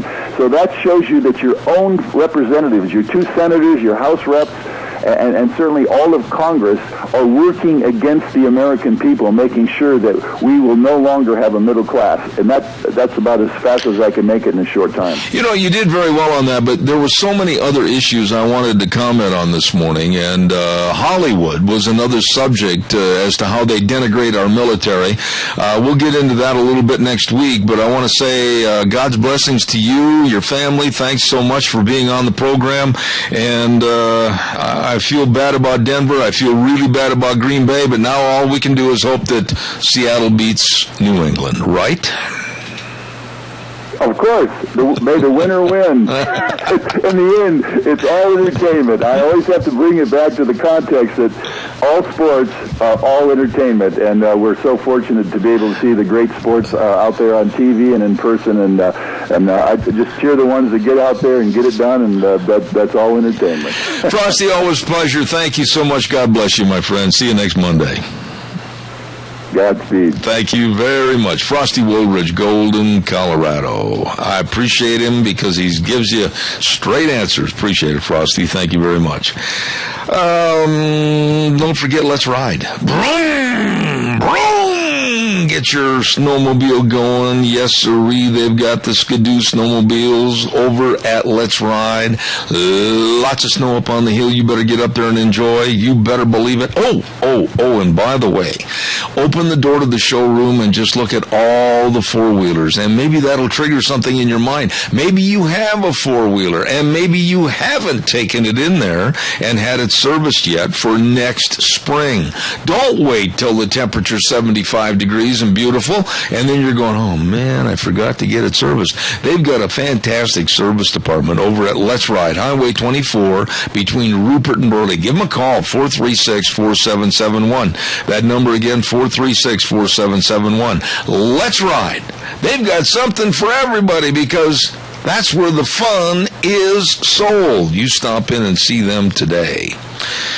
Oh my, let's see, later on this morning, about 10:30 as a matter of fact, we're going to have Senator Dean Cameron with our legislative update. And speaking of Dean Cameron and Todd Siemens, don't forget Cameron and Siemens Insurance, Highway 24 in Rupert. Oh my, when you talk about life insurance and health insurance and retirement planning and employee benefits, yep, you better make sure everything's taken care of and you're covered and protected. They are very dedicated and responsive to your needs. So please call for an appointment, 436-4424. That number again, 436-4424. Cameron and Siemens Insurance. Really nice people. We are going to the phone lines right now, and every Monday we have a segment regarding the Alliance Defending Freedom, and with us this morning, and I think it's her first time on my program, we're going to say a welcome to Christiana Holcomb, litigation counsel with ADF. Good morning, Christiana. How are you? Good morning, Zeb. It's a pleasure to be with you. Well, is this your first time on my program? It is, definitely. Well, very honored to have you on the show this morning. Christiana, one of the big stories that has been sent to me is the story about Glendale, Arizona, and how they were trying to pass comparable legislation and an ordinance to what Houston, Texas had tried to pass. Why don't you bring us up to speed, first of all, about how dangerous and how heinous this legislation was and is, and then we'll take it from there. Go ahead and give us an explanation. Absolutely. Well, Zeb, as we know, any new law must respect every American's freedom of speech and freedom of religion. And bathroom bills, such as the one that was proposed in Glendale, Arizona, and that actually passed in Houston, Texas, has serious negative implications for both of these First Amendment freedoms. So this is essentially what happened in Glendale. There were a couple of activist groups, including the Human Rights Campaign, that began pushing the Glendale City Council to pass a bathroom bill in advance of the Super Bowl. Essentially for their own political agenda, they tried to pass it in the dead of night, as seems to be the protocol for these types of bathroom bills. Didn't invite community comment, anything along those lines. Well, a number of very concerned Glendale residents learned what the city council was contemplating and began to write letters to their city council. They received a number of letters from local pastors, business owners, and so forth, expressing concern not only about the contents of the bill, but also about its ramifications for First Amendment freedoms, such as their freedom of speech and the freedom of religion. So the City Council, we really commend it, though, for recognizing the concerns of its citizens and decided to put the brakes on this bill.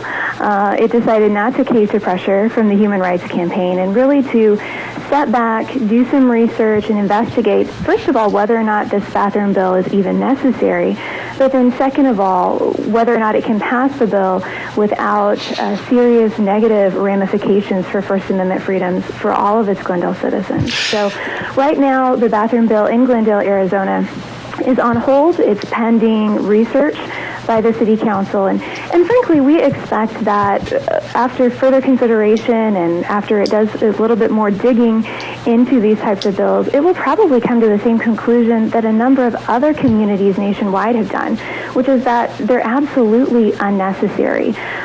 Places like Fayetteville, Arkansas, Jacksonville, Florida, Fountain Hills, Arizona, really a neighbor of Glendale, have all concluded that these bills are unnecessary.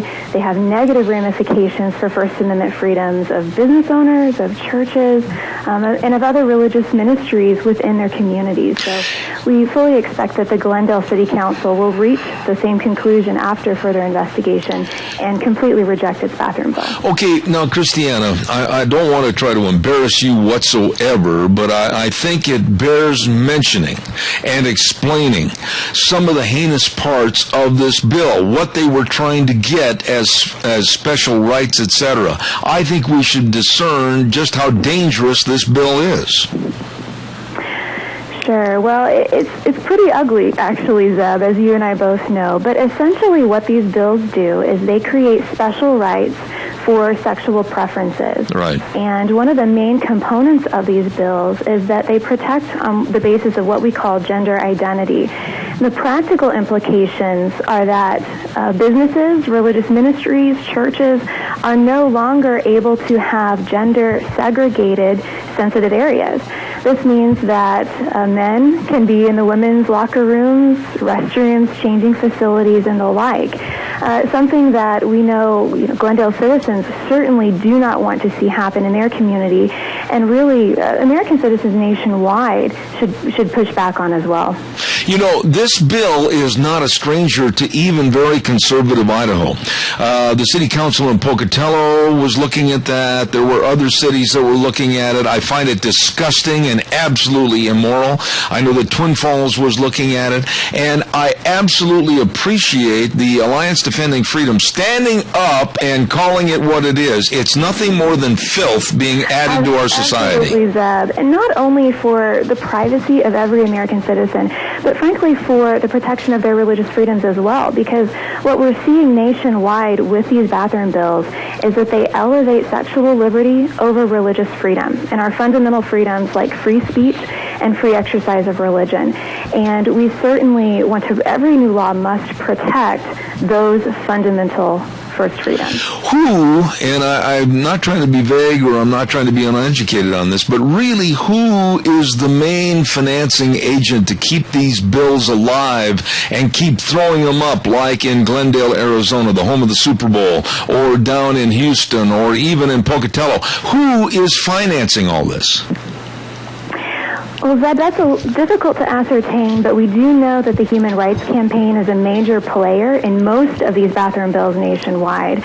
But again, we believe that citizens really should have a say in these laws. They can stand up to the Human Rights Campaign. They can push back.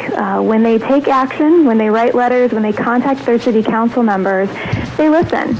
Okay, because each one of those letters represents votes, and city council members are going to stand up and take heed of that. So we just encourage every American citizen, if they learn that one of these bills is being contemplated in their community, to not sit back idly, but to stand up for their First Amendment freedoms and for their, frankly, their privacy rights as well. contact their city council members and let them know that they will not stand for these types of ordinances in their communities. Well, thank God, and I mean that in all senses of those words, thank God that we have people like you with the Alliance Defending Freedom and other great attorneys that will jump into the fray, and you're not afraid to take these people on. Is there any other issue this morning that you'd like to mention to us? We still have a little time left this morning. Not that I can think of this morning. Oh, okay. Maybe we can get you back on again in the not-too-distant future, and we'll look forward to having you back on the program. But in your opinion, it looks like the city of Glendale is going to throw this out the back window, right? We definitely hope so, Zeb. Like I said, they are currently researching the issue, and if they look at this on a level playing field, we definitely believe they should come to the same conclusion that a number of other communities nationwide have done, which is that these bathroom bills are absolutely unnecessary, and they violate First Amendment freedoms for every American citizen. Absolutely, well done.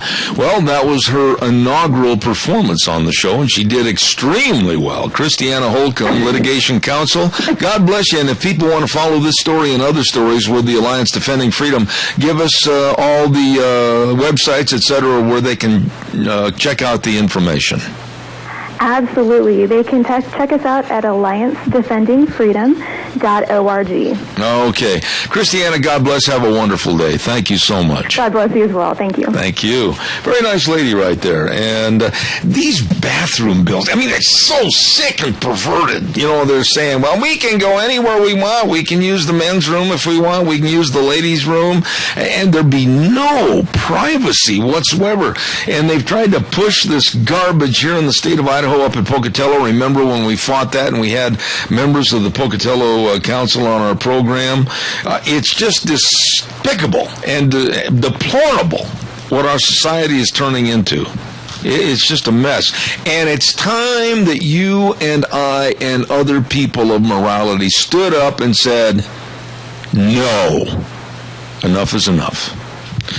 Calls welcome, 436-2244, 1-866-927-4587. Are you hearing everything? Oh, are you having a little trouble? Well, don't forget about Mount Harrison Audiology and Hearing Aids with Christine Pickup, Doctor of Audiology. I was reading 60% of the people with hearing loss are either in the workforce or in educational settings. And hearing loss is the third most common health condition, just behind arthritis and heart disease. Well, have your hearing checked. Why don't you call for an appointment today, 312-0957. That number again, 312-0957. Christine Pickup, Doctor of Audiology at Mount Harrison Audiology and Hearing Aids, right behind the Minidoka Hospital, across from the emergency room, 312-0957. All right, give me a call, 436-2244, 1-866-927-4587. Hey, Gina, are you right there by the microphone? Yep. You know what we ought to do? We were talking about that double yellow line law, and it says definitively in what Dan Bristol wrote, and he's the Heyburn chief of police. He said, quote unquote, a left turn can't be made at all when there is a double yellow line, and I argue that. Why don't we see if we can't catch him at his office over at Heyburn? You want to try? Yeah, let me look up the phone number unless you have it. Yeah, I'm sorry, I don't have it here with me, but if you could check on that, I'd certainly appreciate it. Yeah, give me a second and look for the phone number. Okay, in the meantime, calls are welcome and appreciated. 436-2244, 1-866-927-4587.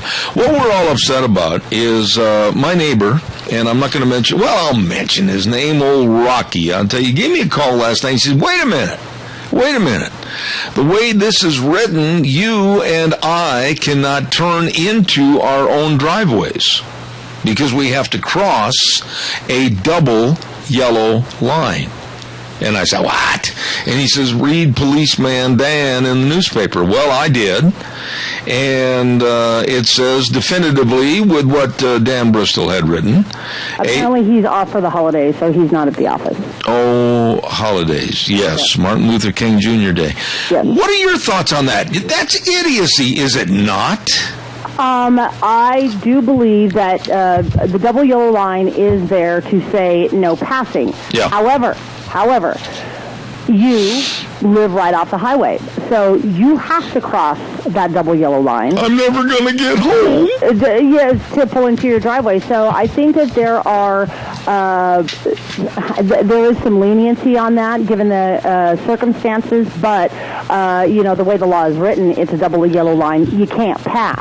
However, if you're turning into a business, or if you're turning into, like your driveway, therefore it's acceptable.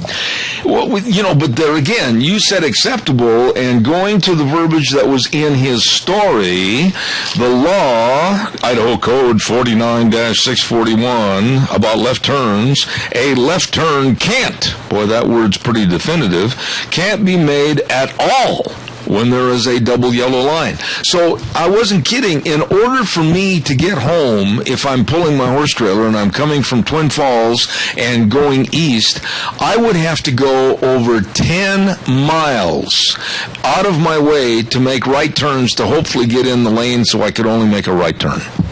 Okay, so I pulled up the Idaho Code that you just mentioned. Yeah. What was it? Idaho Code 49-641, vehicle turning left. Yeah. And the rules of the road, vehicles turning left. The driver of a vehicle intending to turn the left within an intersection or into an alley, private road, or driveway shall yield to the right-of-way to any vehicle approaching from the opposite direction, which is within the intersection or close to, as to constitute an immediate hazard. So basically it's saying you can turn left, you have just got to yield to the oncoming traffic before you do so. No, but then, let's be honest here and fair. Definitively, and it all encompasses, it says a left turn can't be made at all, when there is a double yellow line. Okay, that's not what this code states. That's what Policeman Dan had put in here. Well, according to the code that I just pulled up on the intersection, this was posted up in 2011, so if the code has changed, I can get on actually to idaho.gov and find out, but it says vehicles turning left, you have to yield to oncoming Which traffic. is only obvious. Yeah, obviously. Yeah. But there is no word that says can't. Now, let me get onto the Idaho website, and then I will check there. Yeah, because the word can't is pretty definitive. It means like you ain't going to do it ever.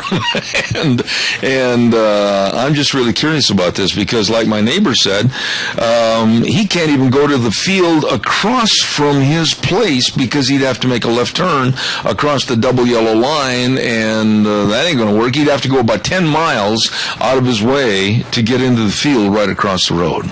Okay, so this is what it says on the idaho.gov website, the legislature, Title 49, Motor Vehicles, Chapter 6, Rules of the Road. Boy, are you getting educated today. Boy, howdy. I'll say, okay, so it says vehicles turning left. The driver of a vehicle intending to turn left within an intersection or into an alley, private road, or driveway shall yield to the right-of-way to any vehicle approaching from the opposite direction, which is within the intersection or so close to as it could constitute an immediate hazard, which is the exact same thing as what I just read, basically stating that if you are at a double yellow line on the highway, you're turning into your driveway, you have to yield to oncoming traffic before you can turn left into your driveway, which is obviously common sense anyway. Nowhere in it does it say that you cannot ever turn left. Well, that is not according to the verbiage that was in the newspaper article. Well, the verbiage in the newspaper is wrong. And, of course, the history of this bill, it was added in 1988 back into the Idaho State Legislative Code. Maybe we should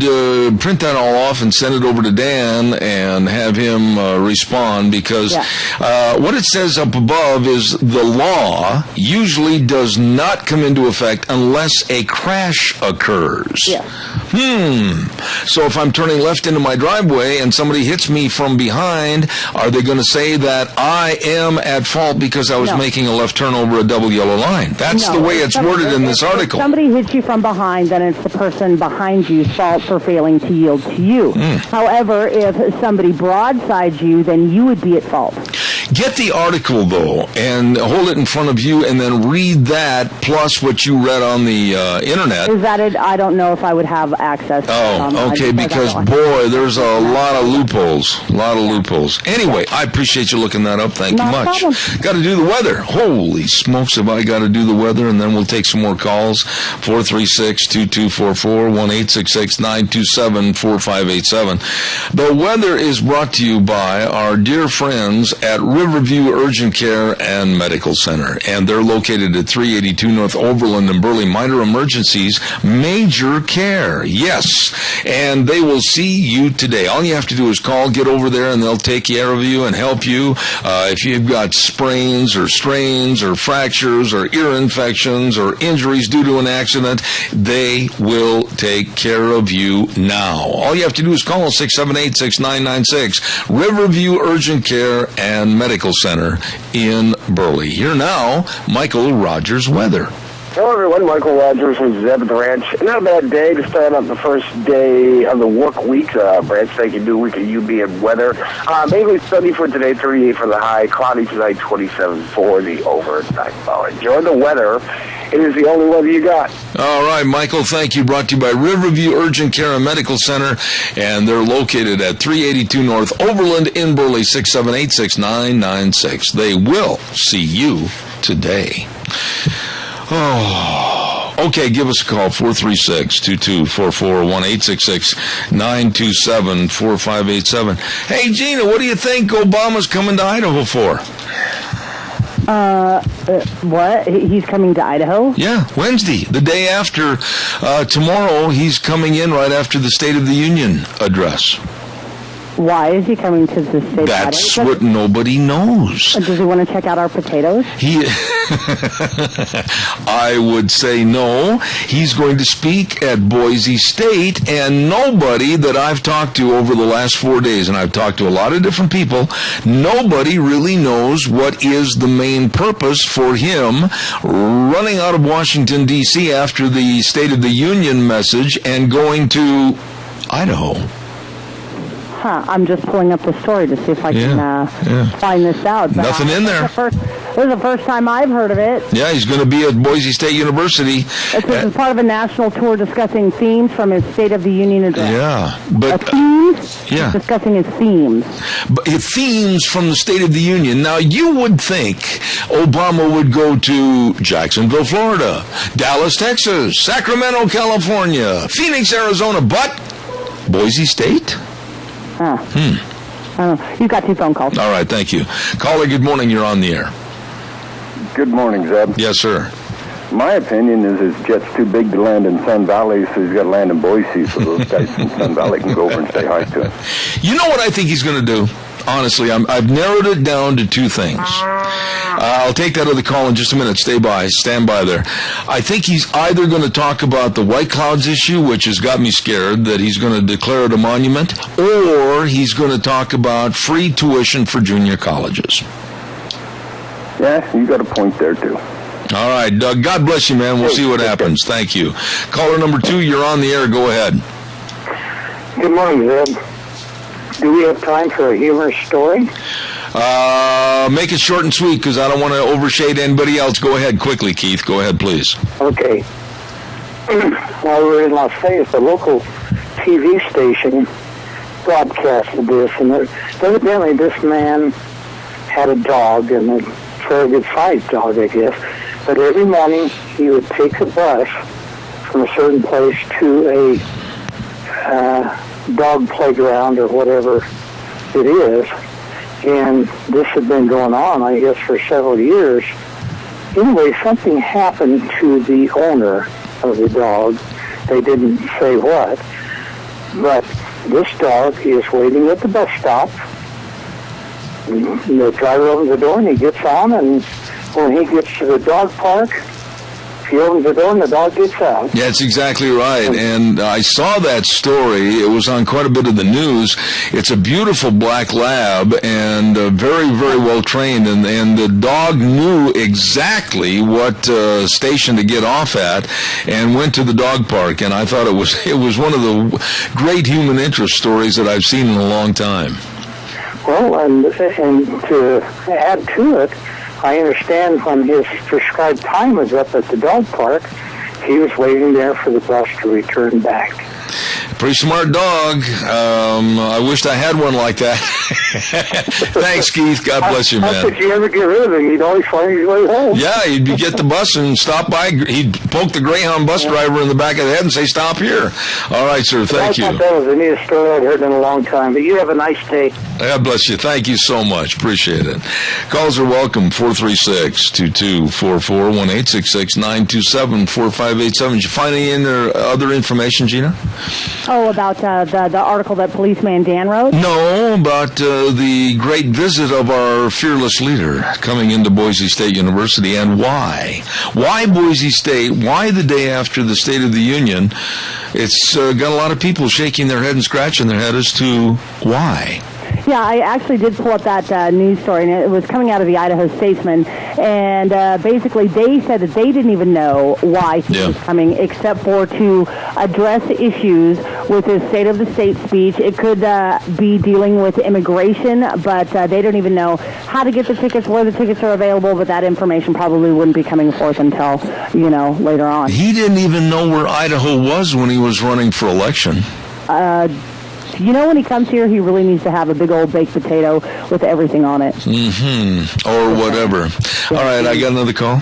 Yes, you do. All right, thank you. Good morning, caller. You're on the air. Good morning, Zeb. Just a quick question. Naghmeh is going to try to talk to the president about getting Pastor Abedini released. What do you think the odds are of that? And I'll hang up. Thank you. Oh, thank you very much. That is that's one of the saddest stories that I've been involved in. Pastor Abedini's family and his wife, Naghmeh. Naghmeh has been on our program, as a matter of fact, on 2 different occasions. And I find it appalling. There's words I'd rather use, but appalling will have to do right now, that this president, and especially our Secretary of State, John Kerry, have just basically shined on the problem with Pastor Abedini being held in Iran. There hasn't been any force through verbiage or whatever to get him released.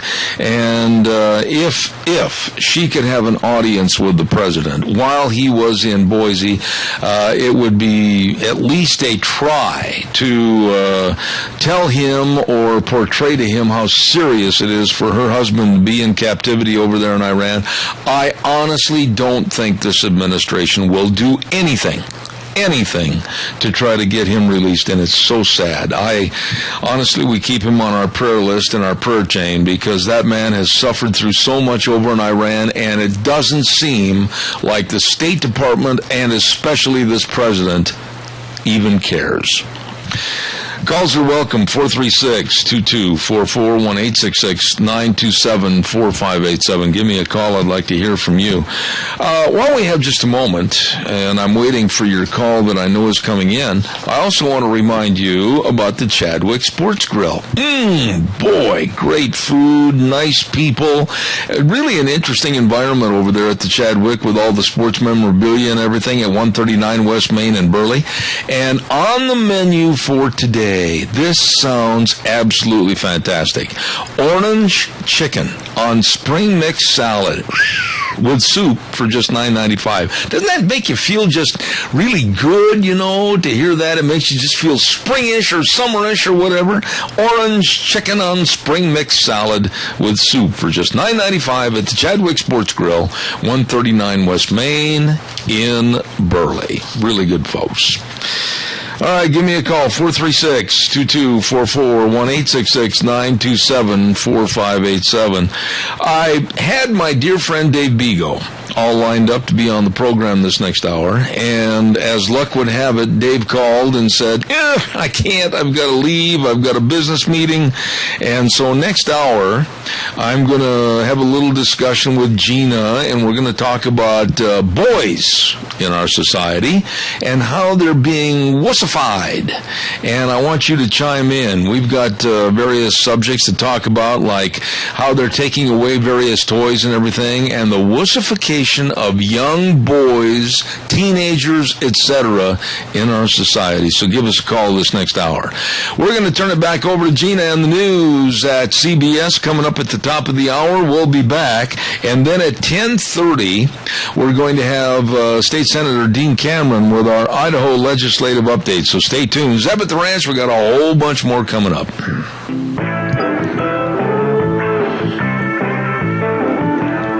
Oh no! I have some earth-shattering news that has crossed my desk this morning. We'll get to that in just a moment. Welcome back, Zeb at the Ranch, and I'm Zeb Bell with our major sponsor, your Magic Valley Les Schwab Tire Centers, all 7 locations serving you, along with some of our great advertisers like Western Waste Services, always at your disposal. Get on the route service today. Get rid of your garbage. Locally owned and operated, Western Waste Services, 734-6969. This ought to tickle Gina a little bit. Gina, are you right there? I got to have you listen to this. Did you hear now that the New England Patriots have been accused of possibly cheating in yesterday's game? How so? Even though they wiped out the barn floor with the Indianapolis Colts, the NFL is reportedly investigating that the Patriots used deflated footballs in the championship game. Wouldn't the officials notice that? Well, there's a certain air pressure that needs to be maintained in the footballs. And according to NFL rules, home teams are required to provide 36 balls available for the game for outdoor games. And it seems like possibly somebody had let a little bit of the air out of the balls so they could be more easily held in the rain and the bad weather, and possibly more easily caught, and they're looking at what the Patriots did or did not do. Okay, so just a couple of questions or statements, rather, that come to my mind. Number one, you would think that there would be an official who actually checks those footballs for accuracy. Number two, if that were the case, wouldn't it have also aided the Colts as well? That is, you're very astute, and you can tell that you are a sports aficionado. And you're right on both occurrences, but supposedly this happened after the officials had checked the footballs for that game. Now, what's interesting is this has happened before. When Lane Kiffin was with the University of Southern California, he was fined as the coach for deflating footballs in 2012 against arch-rival Oregon, but he, in turn, blamed a student manager, and then the kid got fired. So this has happened before. Oh, yeah. And obviously nobody's really going to gain from it. Wouldn't those, and those might come out bad, so my apologies, but wouldn't those balls be better protected by somebody? I mean, seriously? Yeah. Don't they have somebody that would like watch over the footballs to make sure that they're not tampered with? Do you mean a detective of low air in the footballs? Yes. Yes. I really do. I think that, doesn't, and this is in my mind because this is, this is the game that's leading up to the Super Bowl. And so everything needs to be perfect. Everything needs to be in place. Everything needs to be double-checked, triple-checked, quadruple-checked. And so I would figure that, I don't know, maybe this is just my mind, that somebody would actually check for the air pressure within inside the football before they put it out onto the field. Absolutely. To make sure that it did not lose any air pressure while sitting there just waiting to be used. I think part of the allegation is that the ball boys, and they're not coming out and saying this exactly in this story, but they're intimating that maybe the ball boys were keeping a football thrown to the officials for when the Colts had the ball, and possibly a different set of footballs when the Patriots were on the field. But usually if a ball is on the field, it doesn't leave the field. Oh, yeah, it does. Oh, yeah, it does. Many, many times. Really? There's a change of footballs many, many times during the course of a game, and even during the course of a series of downs. Absolutely. But this is not the first time that the Patriots have cheated. Oh, gosh, no. Bill Belichick has been infamous for his cheating. Yeah, we'll just go through this a little bit for all of you New England Patriot fans out there. The team was penalized a first-round draft pick and fined $250,000, and Belichick was personally fined $500,000 after an investigation by the NFL determined the team had illegally videotaped their opponent's hand signals during a 2007 game. So they're no strangers to being illegal. And honestly, it was that set of incidents that totally affected my opinion of Bill Belichick and of the Patriots. And so I just no longer trust what they do, nor do I have any respect for what they do. Yeah. Do we have a call? We do. I'll get back with you on that in just a minute. You bet. Good morning, caller. You're on the air. Good morning again, Zeb. You know, there's too much BS going on in these damn ball games because, like yesterday, the Seattle Seahawks, this Mashard Lynch, whatever his name was going to wear them gold cleats. He would be kicked out of the game. Yeah. Well, how come he was wearing them? He was going to wear the gold color on top, too. They were an all-gold shoe, and they compromised, I guess, and let him wear the gold cleats that they said, quote-unquote, wouldn't show to the stands as bright and brilliantly as the all-gold shoe. Well, let me tell you, it's just getting ridiculous. They make rules for uniforms, uniformity, and all that stuff. And then anybody comes out there with a different colored shoe, one wearing a black shoe, one wearing a white shoe. Rules are rules, and they should be enforced, but if they ain't, then let's just do away with the rules. But what do you think about this? You know, you've been around a long time following football and everything, and now the NFL is investigating the Patriots, and it could end up, if they did something illegal on the air pressure in the footballs, that they could not only pay a fine, but also lose, potentially, some of their draft picks. Oh, if it's good for the Patriots, what's Matta's luck? He had the same kind of balls.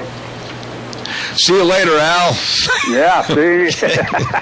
What's good for Brady is okay, but what's good, it messes up luck. I don't catch that. No. Okay, buddy. What's good for one's good for the other. All right. Whoever did it, the officials have got to check them anyway. Okay.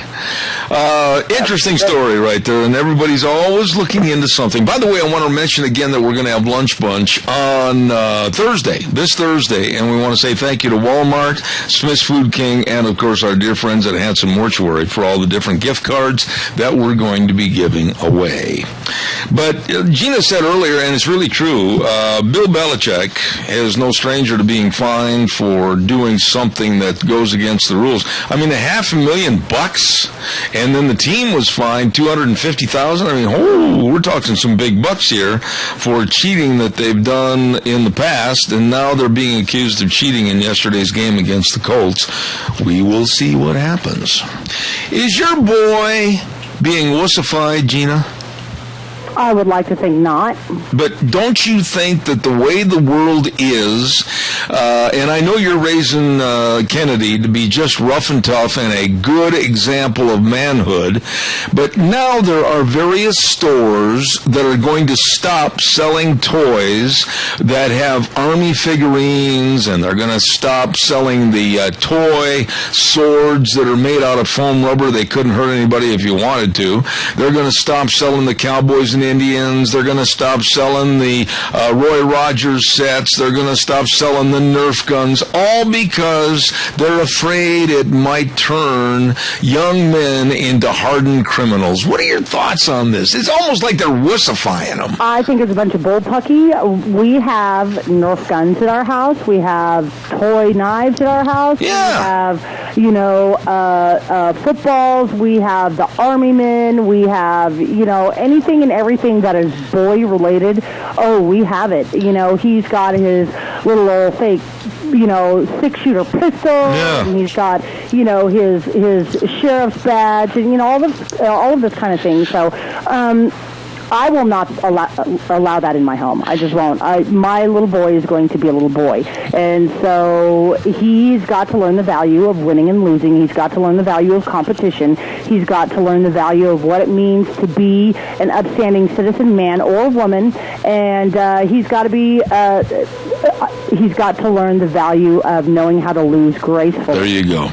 You know, I can hear that phone ringing, but I want to get back to you. I want to get back to you on that in just a minute, because they've even gone so far as to start an organization that's going to be checking the various stores and really trying to pressure them into not selling various toys. And they're going to try to pressure more toy companies to build gender-neutral toys that would be applicable to both girls and boys, like the little ovens that bake food. Oh, my, that's just wonderful. That's coloring books and Play-Doh. Yeah. Caller, good morning. You're on the air. Hey, Zeb, if they're going to investigate the New England Patriots, they ought to investigate the Green Bay Packers after that thing yesterday. What should they investigate Green Bay for? I don't know. They sure threw that ball game. You know, acted like they didn't want to win it. Well, Bob, now you're treading on thin ice here, because I am a Green Bay fan, and the way that they blew that game, it is a crime. I agree with you. It is a crime, the way they blew that game. I was making plans for a Super Bowl party, and now I'm making plans for a funeral. It was terrible. It was worse than terrible. Okay. God bless you, man. Thanks so much. Appreciate it. The Colts may have not showed up, but the Packers showed up, and then they left early. Thank you, bye. It's true. Caller number 2, good morning. You're on the air. Good morning, Jeff. Yes, sir. They want to teach young men to be young men, and they ought to go right straight to the problem, which is in Hollywood and the actors, and get after them for the way they act and the way they portray that young men should act and behave to women. Now, that is very, very disgusting in most cases. You know, I agree with you. I think Hollywood is a big influence on the wussification of America. You know, kids, they're not really seeing any real images anymore about what's going on in real life, and they're seeing all this kind of unisex, and they're seeing just an absolutely what I would call abhorrent society of the future. And boy, I agree with you that there needs to be, you know, the old days of let's say Tom Selleck. That's not the old days, but it's modern days. And you can go back to the John Wayne attitude, and you can go back to the Robert Mitchum attitude. Boy, now there's a case of real life being imitated through films. Robert Mitchum was everything in real life what you saw in the films. He was a tough guy, and he didn't care about come here from Sikkim. He was going to tell you the way it was. And the other part about it is the way that young men should act with politeness and dignity, not cower down to people. Absolutely. It's kind of like on, I remember watching reruns of Leave It to Beaver. You know, his dad, he was a kindly gentleman, but he kind of put his foot down in the circumstances, and he wasn't a coward, but yet he wasn't a jerk to women. I agree with you. An example. I agree with you. Nowadays, you get people on some of these TV shows, the men are just total jerks and asinine and rude, and it's really appalling. No, I think your analogy there about Ward Cleaver and his wife absolutely is true. They were almost squeaky clean, but yet, boy, when Ward put his foot down, Wally and the Beeve, they knew that they'd better not leave Dodge City and cause any trouble. You betcha. All right, sir. I better let you go, my All right, thank you very much. Appreciate it. Calls are welcome, 436. 436-2244, 1-866-927-4587. What about that, though, Gina, going into stores and kind of being the toy patrol And if you've got the little GI figurines, now I got to tell you, when I was a boy, I had literally hundreds of those little GI Patrol, figures, whether they were the Army or whatever. And they your little tanks. And yeah. I had all that stuff when I was a boy. And, we had the Roy Rogers gun set. As a matter of fact, in antique form right now, I have the original from 1951 Roy Rogers holster and gun set. Really? Yes. Wow. And oh boy, did it turn me into a bad individual. Oh yeah, I'm just shaking in my boots. The thing is, there's been kids today that have been arrested in their backyards for playing with Nerf ball guns. See, and I think that is absolutely stupid. You know how many Nerf ball guns, or those Nerf toy guns that I have at my house? I've even got a Nerf toy, or I don't, Kennedy does. It's like a one of those bow and arrow things that kind of look like a gun. Yeah. But he's got one of those. Like I said, we've got toy guns, toy knives, toy swords. I mean, this is what makes a little boy a boy. And so you want to talk about toy police, go into any local toy store and see what they're actually pushing as toys and how inappropriate they are. Mm-hmm. For any sort of gender, little dolls that pardon the term, that poop gems. You feed it water and it's supposed to, on the other end, it secretes like a little bracelet charm or something like that. Oh my, how interesting that is, yes. There's toys being pushed now that are so inappropriate for little kids. I agree. They're taking away all of the toys that I would deem appropriate and saying that, those are too violent now and they're too gender specific. And they're criminalizing kids, even boys like, now Kennedy's coming 8? Yeah, he'll be 8 in March. Okay. They're criminalizing kids, like the little kid that was eating a Pop-Tart. I know you've heard this story, and I've repeated it before.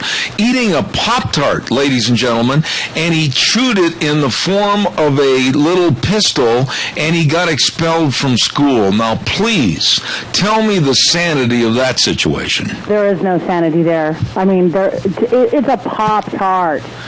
Yeah, or using your fingers. Remember when we were kids, and I'm older than you, and there were times that we just didn't have the economic advances to go to the store and buy like little cap guns or whatever, so we would use our fingers, and we would play on weekends cowboys and Indians, which now today you can't because that's politically incorrect, but we would use our fingers and we would go poof, poof, and we'd go and make the sound of the gun and everything. Now kids on a playground, they can be expelled from school for making their thumb stand up and their finger extended so that it looks like a gun and you can get expelled. Yeah, it's like we didn't play cowboys and Indians. We played same thing, cops and robbers. Yeah. And so we would play essentially the same game. And now today, would that be considered politically incorrect because somebody's a cop, somebody's a robber? And you're pretending you're using, just your fingers and just pretending, boo, boo, oh, I got you, you're under arrest. You can't do that anymore. This is absolutely insane that we've got this kind of a glossed over society. I mean, my goodness, no G.I. Joes. Oh, no, because we can't have kids worshiping the military. This is sick. The military is putting their lives on the line every single day for us, you and me. Yes. This radio station and everything else. And then, when I listen, and I'm on a soapbox now because I hate this man. I shouldn't say hate. That's not good. I detest this man. Highly dislike Michael Moore. Michael Moore came out and was really, over the weekend, dissing the film called American Sniper. And he was saying that all snipers are cowards and everything else. And here we have had some of our great military people that have fought and given their lives for this country, and the safety and sanctity of Michael Moore saying some boneheaded things, and he came out and called them cowards. We've got 2 phone calls, sorry. All right, thank you. I'll take that. Good morning, you're on the air. Go ahead. Good morning, Zeb. Yes, sir. The movies depict people getting shot, people getting hung, killed in, God, I don't know how many ways, hundreds. And that's all right. We can show it to our kids. But they can't act out what they see. Mm-hmm. That's plumb insane. Did you play Cowboys and Indians? Kicked out of school for pointing his finger. Yeah. And going bang. Yeah. Is ridiculous. That's play acting. Yep. And we do it all the time in our life and everything we do. Yep. Did you play Cowboys and Indians, Jerry? Jerry, did you play Cowboys and Indians when you were growing up? Absolutely. All the time. I usually played with a stick or my finger because I didn't have a gun. Yep, me too. Me too. But, you know, I shot a real gun when I was real little because my dad let me do that. He had that, and I got to use it. Yeah. I didn't take it by myself and, you know, my dad always told me every gun we've got is loaded, Jerry, so it was never a toy. Absolutely. It was a serious thing. Absolutely. I've seen several kids shot because their folks told them the gun was unloaded and they missed one shell in it, especially the lever action. I think that people should teach kids about the severity and the dangers and also the respect of guns. You can't live in a utopian world to where you keep pushing them away from kids while they're kids, and then all of a sudden when they grow up they're exposed to it and everything comes apart at the seams. Jerry, I got to run. Thank you so much. You have a wonderful day. May the Lord bless. God bless you. Thank you very much. Appreciate it. Bye-bye. I think Gina said we had another call. I'll take it quickly. Good morning. You're on the air. What's happening, Zeb? No, not much. Go ahead real fast, please. Hey, we were kids, 8, 9 years old, had Daisy Red Riders. We used to have wars. You got to shoot below the waist. You're not helping anything. Kids are kids, Zeb. You got to teach them, you know, but you can't take guns away. That's my opinion. I appreciate it, and boy, do I remember those old days back in the 50s and 60s. Thank you, caller. God bless you. Have a good day. Thank you. All right, thank you. Oh, Gina, it is really true, though. The kids today, especially little boys, I've noticed it around the country. They're growing up. There was a newspaper story I was going to relate to here real quick. Let me get it over here. The USA Today had a couple of headlines a couple of weeks ago in their paper. Land of the free, home of the wuss. And then another headline that said, we're teaching our kids to be soft. You, as a mom of a 7.5-year-old, you can relate to those headlines better than anybody. You know, truly they are, how do I want to put this, cultivating a generation of wusses. Yeah. Really is what they're doing. They would rather have the kids sit in front of a video game, play video games, just sit down and be lethargic and watch TV instead of getting out there and being active. We need to make sure that our little boys and our little girls know their gender and know their gender role. Amen. Well stated. Well stated. Well, I know that Kennedy, I've been around him. He's a very polite little boy, and I don't want to say little boy, young man. And you've done a good job with him, so keep it up. Well, thank you. You're very welcome. Hey, by the way, too, I want to remind everybody that we have a segment on Thursdays called School Days in Cassia County. And what does that mean? Well, we need sponsors for it, and guess who we've got?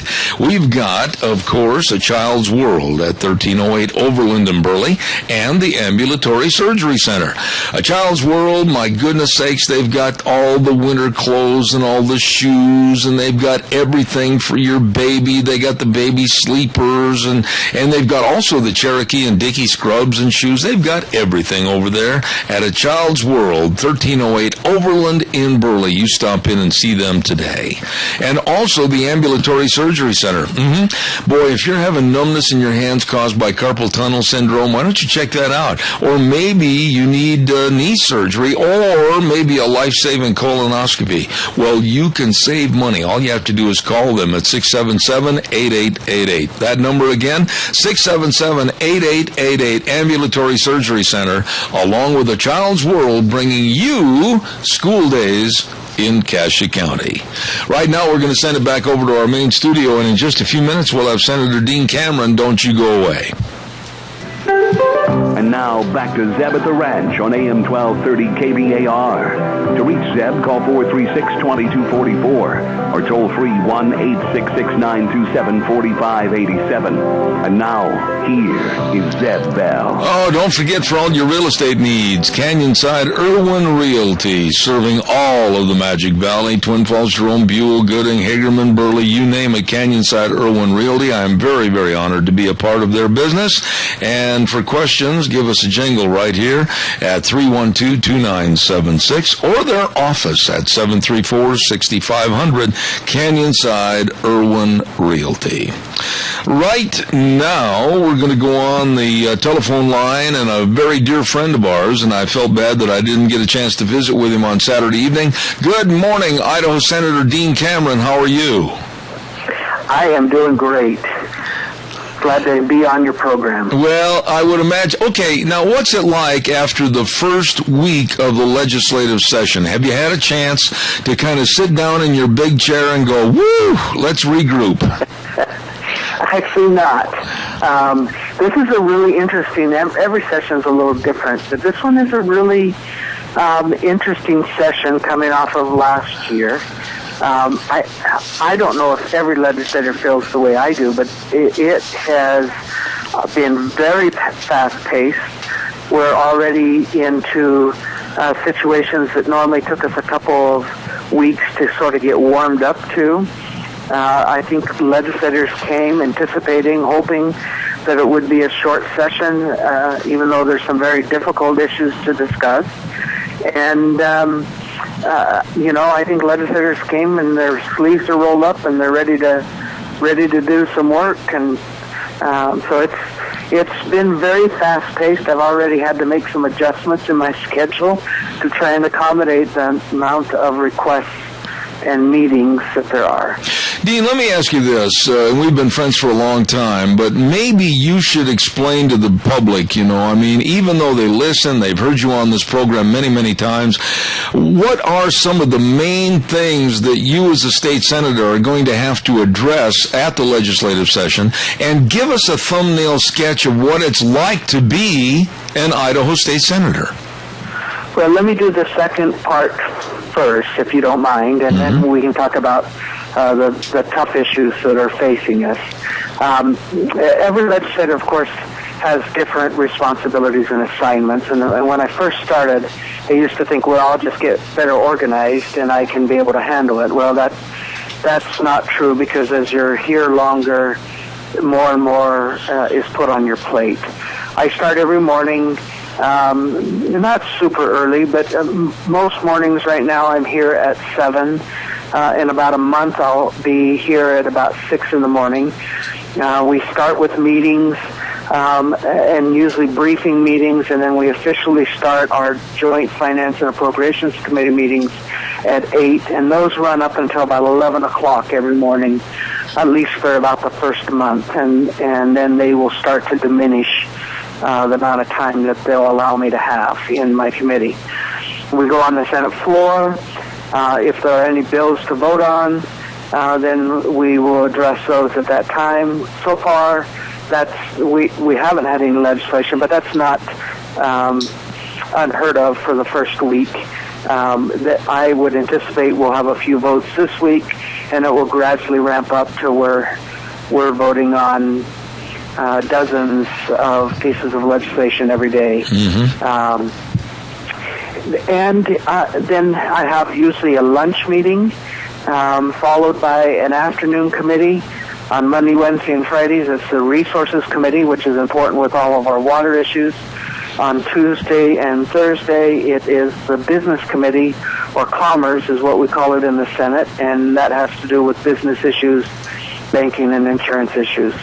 Then I have appointments after that, after 3 until usually about 6. And then there's usually an evening reception and or dinner or meeting. And usually I'm able to get back to my place that I rent up here about 9 or 9:30 every evening. And crash. So, as far as difficult issues, of course, The governor laid out a number of issues that are important to him, and we're just from a budgeting standpoint just starting to go through those. Top priority, of course, was education funding, trying to figure out a way to attract and keep our best teachers and stop from losing them to Wyoming and Nevada and other careers, and trying to address the task force recommendations that also cost some money. So that's high on the priority. There, of course, the governor also proposed tax relief, and it's a big question as to whether that can move forward or not. I know he would like to keep the state or make the state a little more competitive as we are competing for businesses with Utah and other states. But there's only so many things you can do in a budget year, and trying to address the education reforms and everything else may prove to be difficult with his tax relief package. Let me ask you a question right there, Dean, if I can interrupt you just for a second. I want to ask this. Will Governor Butch Otter's surgery that's going to take place, as a matter of fact, tomorrow, will that have anything as far as a negative or slowing effect on what needs to be done at the legislative session for this year?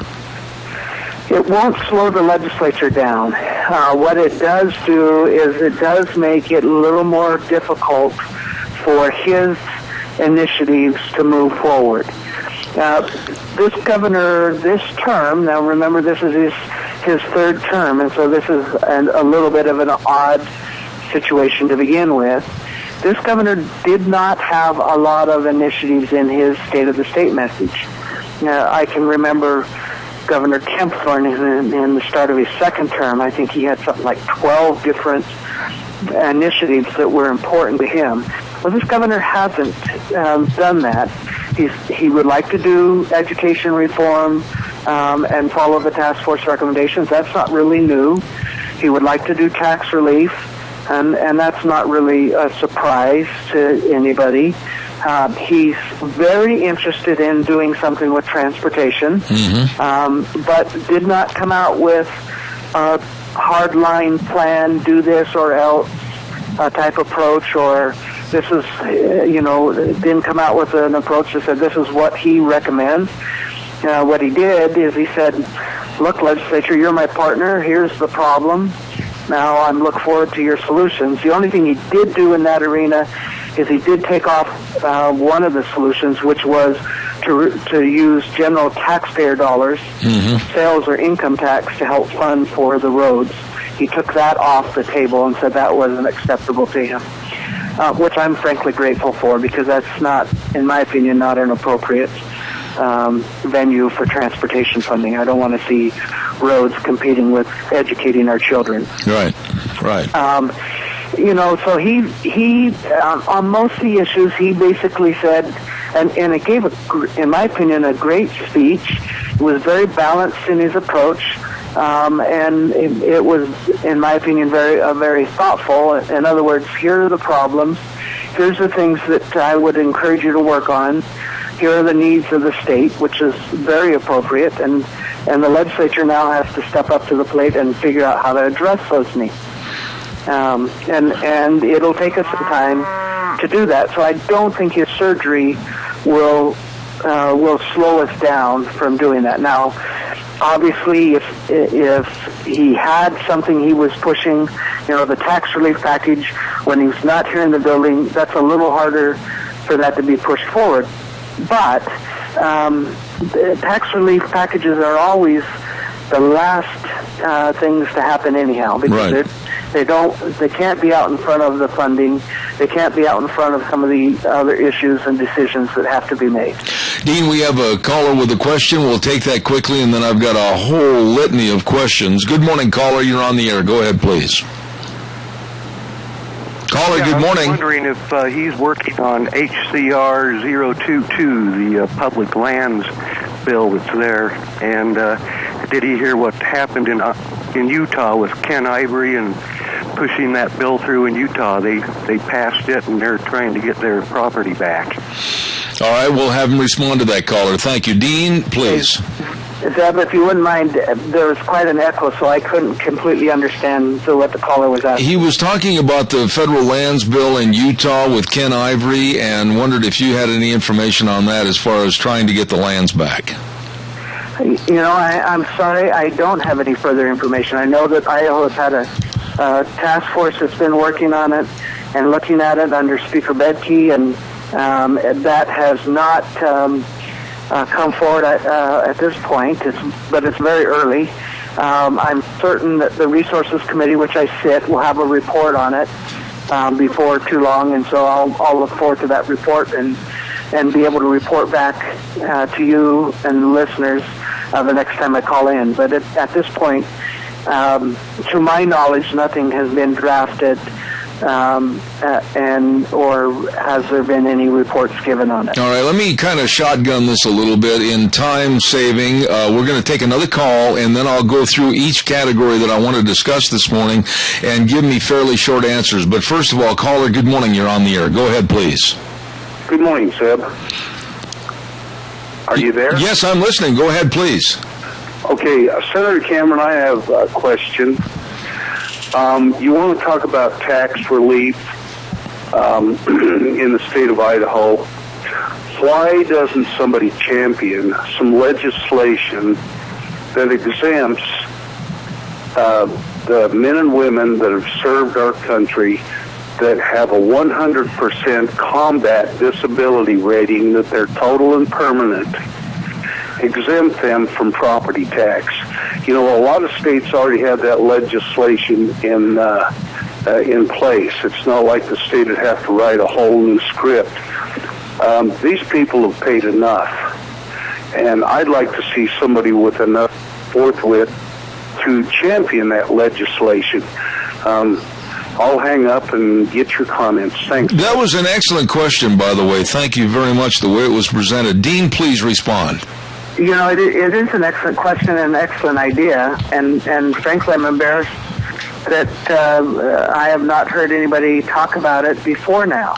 I suppose there would need to be, you understand that property taxes don't come to the state, they come to the local units of government, and there would have to be some sideboards on it, because obviously just because you are in that situation and you've served our country well, you may have a minimal house and property, and that would be one thing, but there are others who certainly have a disability rating but have much more significant property, but that's something that should be brought up and talked about, and I will certainly share that with my colleagues that serve on the tax committee. And I will tell you that Senator Sidaway, who's the chairman of the Senate Tax Committee, is not in favor of sending or passing very many tax exemptions this year until we address the education funding issue. And that goes along with not only property tax, but income tax and sales tax exemption. Mm-hmm. Now, Dean, you touched on education, and correct me if my statements are wrong, but he wants a 7.4% increase in educational budget funding. Where's the money going to come from? Well, the money's coming from the projection increase in additional revenue. So he is projecting a revenue increase of about 5.4%. And obviously, because he's given public schools more than that, other agencies are getting less than a 5.4% increase. So that's where the money comes from. Is from the growth in projected and additional revenue. Mm-hmm. Now, as far as other topics of interest for the legislative session, one other item that you mentioned earlier was the transportation in Idaho, the infrastructure and the funding for that. The other evening, we had at that dinner on Saturday night an excellent conversation about the potentiality of how and where that money could come from. Are there some valid ideas without sticking it to the consumer as to where that money can come from for the infrastructure?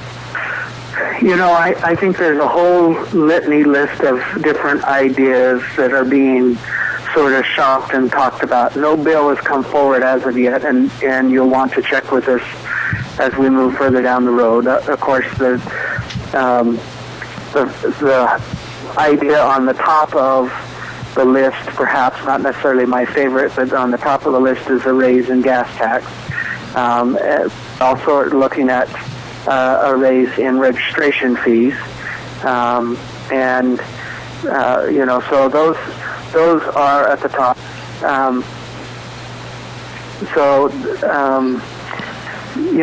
There are other ideas that they've looked at, charging tax on rental cars, or increased tax on rental, charging, having a portion of your auto insurance premium tax going towards it. Mm-hmm. Those are certainly other ideas that have been floated. Let's talk in the time remaining. I've got some more subjects, but limited time. Obamacare, our health exchange, and the status of what's happening here in the state of Idaho currently. Can you bring us up to speed? Certainly, and I'll try and be quick so I can cover as many questions as possible. It's doing okay. Our exchange is in many ways working much better than the federal exchange. It is so much easier to get a hold of somebody when there's a problem. I will not say that it's without problems, because it certainly has had its share, and we have met several times trying to work on it. We have about 84,000 Idahoans that are enrolled through the exchange. The exchange is the only place you would want to go if you were trying to achieve a subsidy, or if you were trying to figure out some way to provide some assistance to helping you buy coverage. Otherwise, if you're not going to qualify for a subsidy, you're better off to go direct through your broker to a company.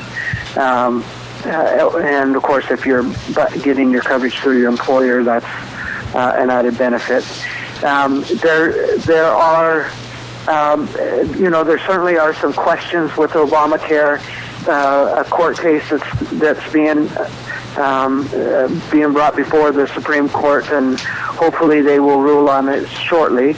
But that court case shouldn't affect Idaho, because Idaho's one of about 8 states that did its own state exchange. It may affect, if the Supreme Court upholds the lower court, it may affect those states that have a federal exchange in not allowing their citizens to receive the subsidy or the assistance in buying coverage. That's kind of the real quick down and dirty on it. Dean, what about some of the other issues? It would be an error for me to try to make sure I highlight all of them and then miss the most important. For you, as one of our Idaho State Senators, what other issues do you think are very prominent and deserve a lot of your attention this year at the session? Well, there are a number of issues, and there's some personal ones that probably aren't as important as some of the other hot ones. One of the hottest ones right now is the Idaho Education Network, right, and how that network is going to be funded and worked through. The governor recommended that in spite of losing the federal assistance or E-rate dollars, that the state pick up the cost. And as you may remember, a local telephone company or consortium of telephone companies called Syringa sued the state and won in court, and the court said that those contracts that were initially provided to CenturyLink and to Education Networks of America are void. We're still waiting the final ruling or judgment from that judge, and there are some that are working on trying to figure out a settlement, but that's thrown the whole network up in arms. We've spent millions of dollars trying to get the network up and going to help kids. And this last week we had an audit that showed that the number of kids, only a very few amount of kids were participating in the program. Mm-hmm. So it calls into question whether or not we should continue down the same path that we've been. Now, a number of districts are using the Idaho Education Network very effectively. Twin Falls School District is. Minidoka School District, Tazewell County School District are all using it very well. There are some school districts that haven't, and obviously it calls into question whether or not how we should move forward. And we're not receiving the federal funds mostly because of this audit, but because of some other missteps that have maybe been made in the past. So we're trying to figure out how to move forward on that. That's probably the one of the most critical that I'm having to deal with right now. What subject do you think, and we don't want to wish any ill will and we don't want to wish any bad happenings, but what issue do you think could be a fly in the milk at this year's session that might cause all kinds of problems? Oh boy, I don't know. Obviously the Add the Words folks are back. They promised they're not going to try and shut down the legislature. But I don't anticipate a piece of legislation moving forward on that. I would anticipate that they'll get a hearing, which is what they've been calling for, but then I don't think anything happens there. I really think the controversial issue is whether or not we give tax relief or whether that money should be plowed into education, or what happens in that aspect. I think that's and then whether or not you do transportation. It's sort of a three-way triangle. There's some who won't vote for any adjustments on transportation funding without being able to vote for tax relief. There are some who won't vote for tax relief unless they've got appropriate levels of education funding, and so it's a kind of a three-way spread that way. All right, let me jump in here real quick. I've only got 1 minute left. I guess a question everybody is asking, you too possibly, why? Why is Obama coming to Boise State University on Wednesday? I am not sure. It shocked me when they made that announcement, and I'm just not sure why he's coming. It is part of his tour after his State of the State message, and I don't know. It baffles me. Okay. But an awful lot of what this president does baffles me, so I've just joined the ranks of the baffled. All right. God bless you, Dean. I appreciate it. Idaho Senator Dean Camera. I know you got a lot to do, and we wish you the very best, and I appreciate the time you take on this program. Idaho Senator Dean Cameron, the very best to you, and we'll look forward to having you back on again. Thank you. Thanks so much. All right, sir. Bye-bye. Good friend of ours, Idaho Senator Dean Cameron. Thank you very much. Time for the weather. My goodness, I'm running late.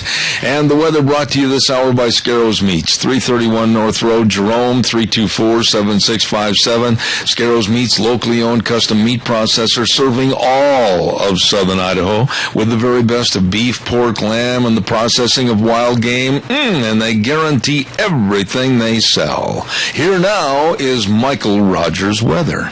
Hello everyone, Michael Rogers with Zeb at the Ranch. Not a bad day to start up the first day of the work week. Branch thank you, week of UB and weather. Mainly sunny for today, 38 for the high. Cloudy tonight, 27 for the overnight low. Enjoy the weather. It is the only weather you got. All right, Michael, thank you very much. Once again, Don Scarrow and the crew over at Scarrow's Meats. Selling taste one bite at a time. I'll tell you what, it's delicious. They do a wonderful job at Scarrow's Meats, 331 North Road, Jerome, 324-7657. They are waiting for your call today. Oh my, let's not forget our friends at your Magic Valley Les Schwab Tire Centers. Wow, thank you very much. All 7 locations are major sponsor right here at Zeb at the Ranch.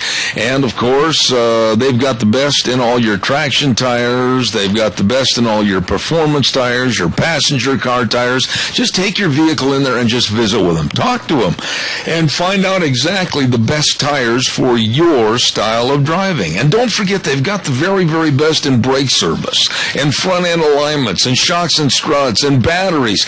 Believe me, driving, no matter what season of the year, always safer, always better when you stop into your Magic Valley Les Schwab Tire Centers. You stop in and say howdy to Lane over in Rupert and Dave on Blue Lakes and Twin, Mike and Buell, Mike and Jerome, the Twist family in Paul, John on Poline in Twin Falls, and Randy on Overland and Burley. I owe him like 100 steak dinners for the Seahawks beating my Packers. Anyway, your Magic Valley Les Schwab Tire Centers, the absolute best. Tomorrow on the program, let's take a look and see who's going to be on here. We are anticipating at first hour, 8:06, the open forum, and then we're going to have a special about Guantanamo Bay and the closing of Guantanamo Bay. And then we're going to have a gentleman on, Matt Philbin's going to be talking about one of the biggest racists in the country, and that's Al Sharpton. And then Dr. History, and then last but not least tomorrow, by popular demand, our guest that we get more calls on than anybody else, and that's Brian Fairchild, former CIA operative, is going to be on the air at 10:30 tomorrow. It's going to be an action-packed Tuesday tomorrow right here at Zeb at the Ranch. Don't forget, we're on K-Bar, 12:30 a.m., and then streaming live on the internet, zebbell.com, all over the world. And I'm just blessed to have the best of people. Gina Jameson over at the studio, my lovely wife Deanne right here at our studio in Murtaugh. God's blessings to you, and we will see you tomorrow morning at 8:06 on Zeb at the Ranch. Take care. The way things were are the way things ought to be.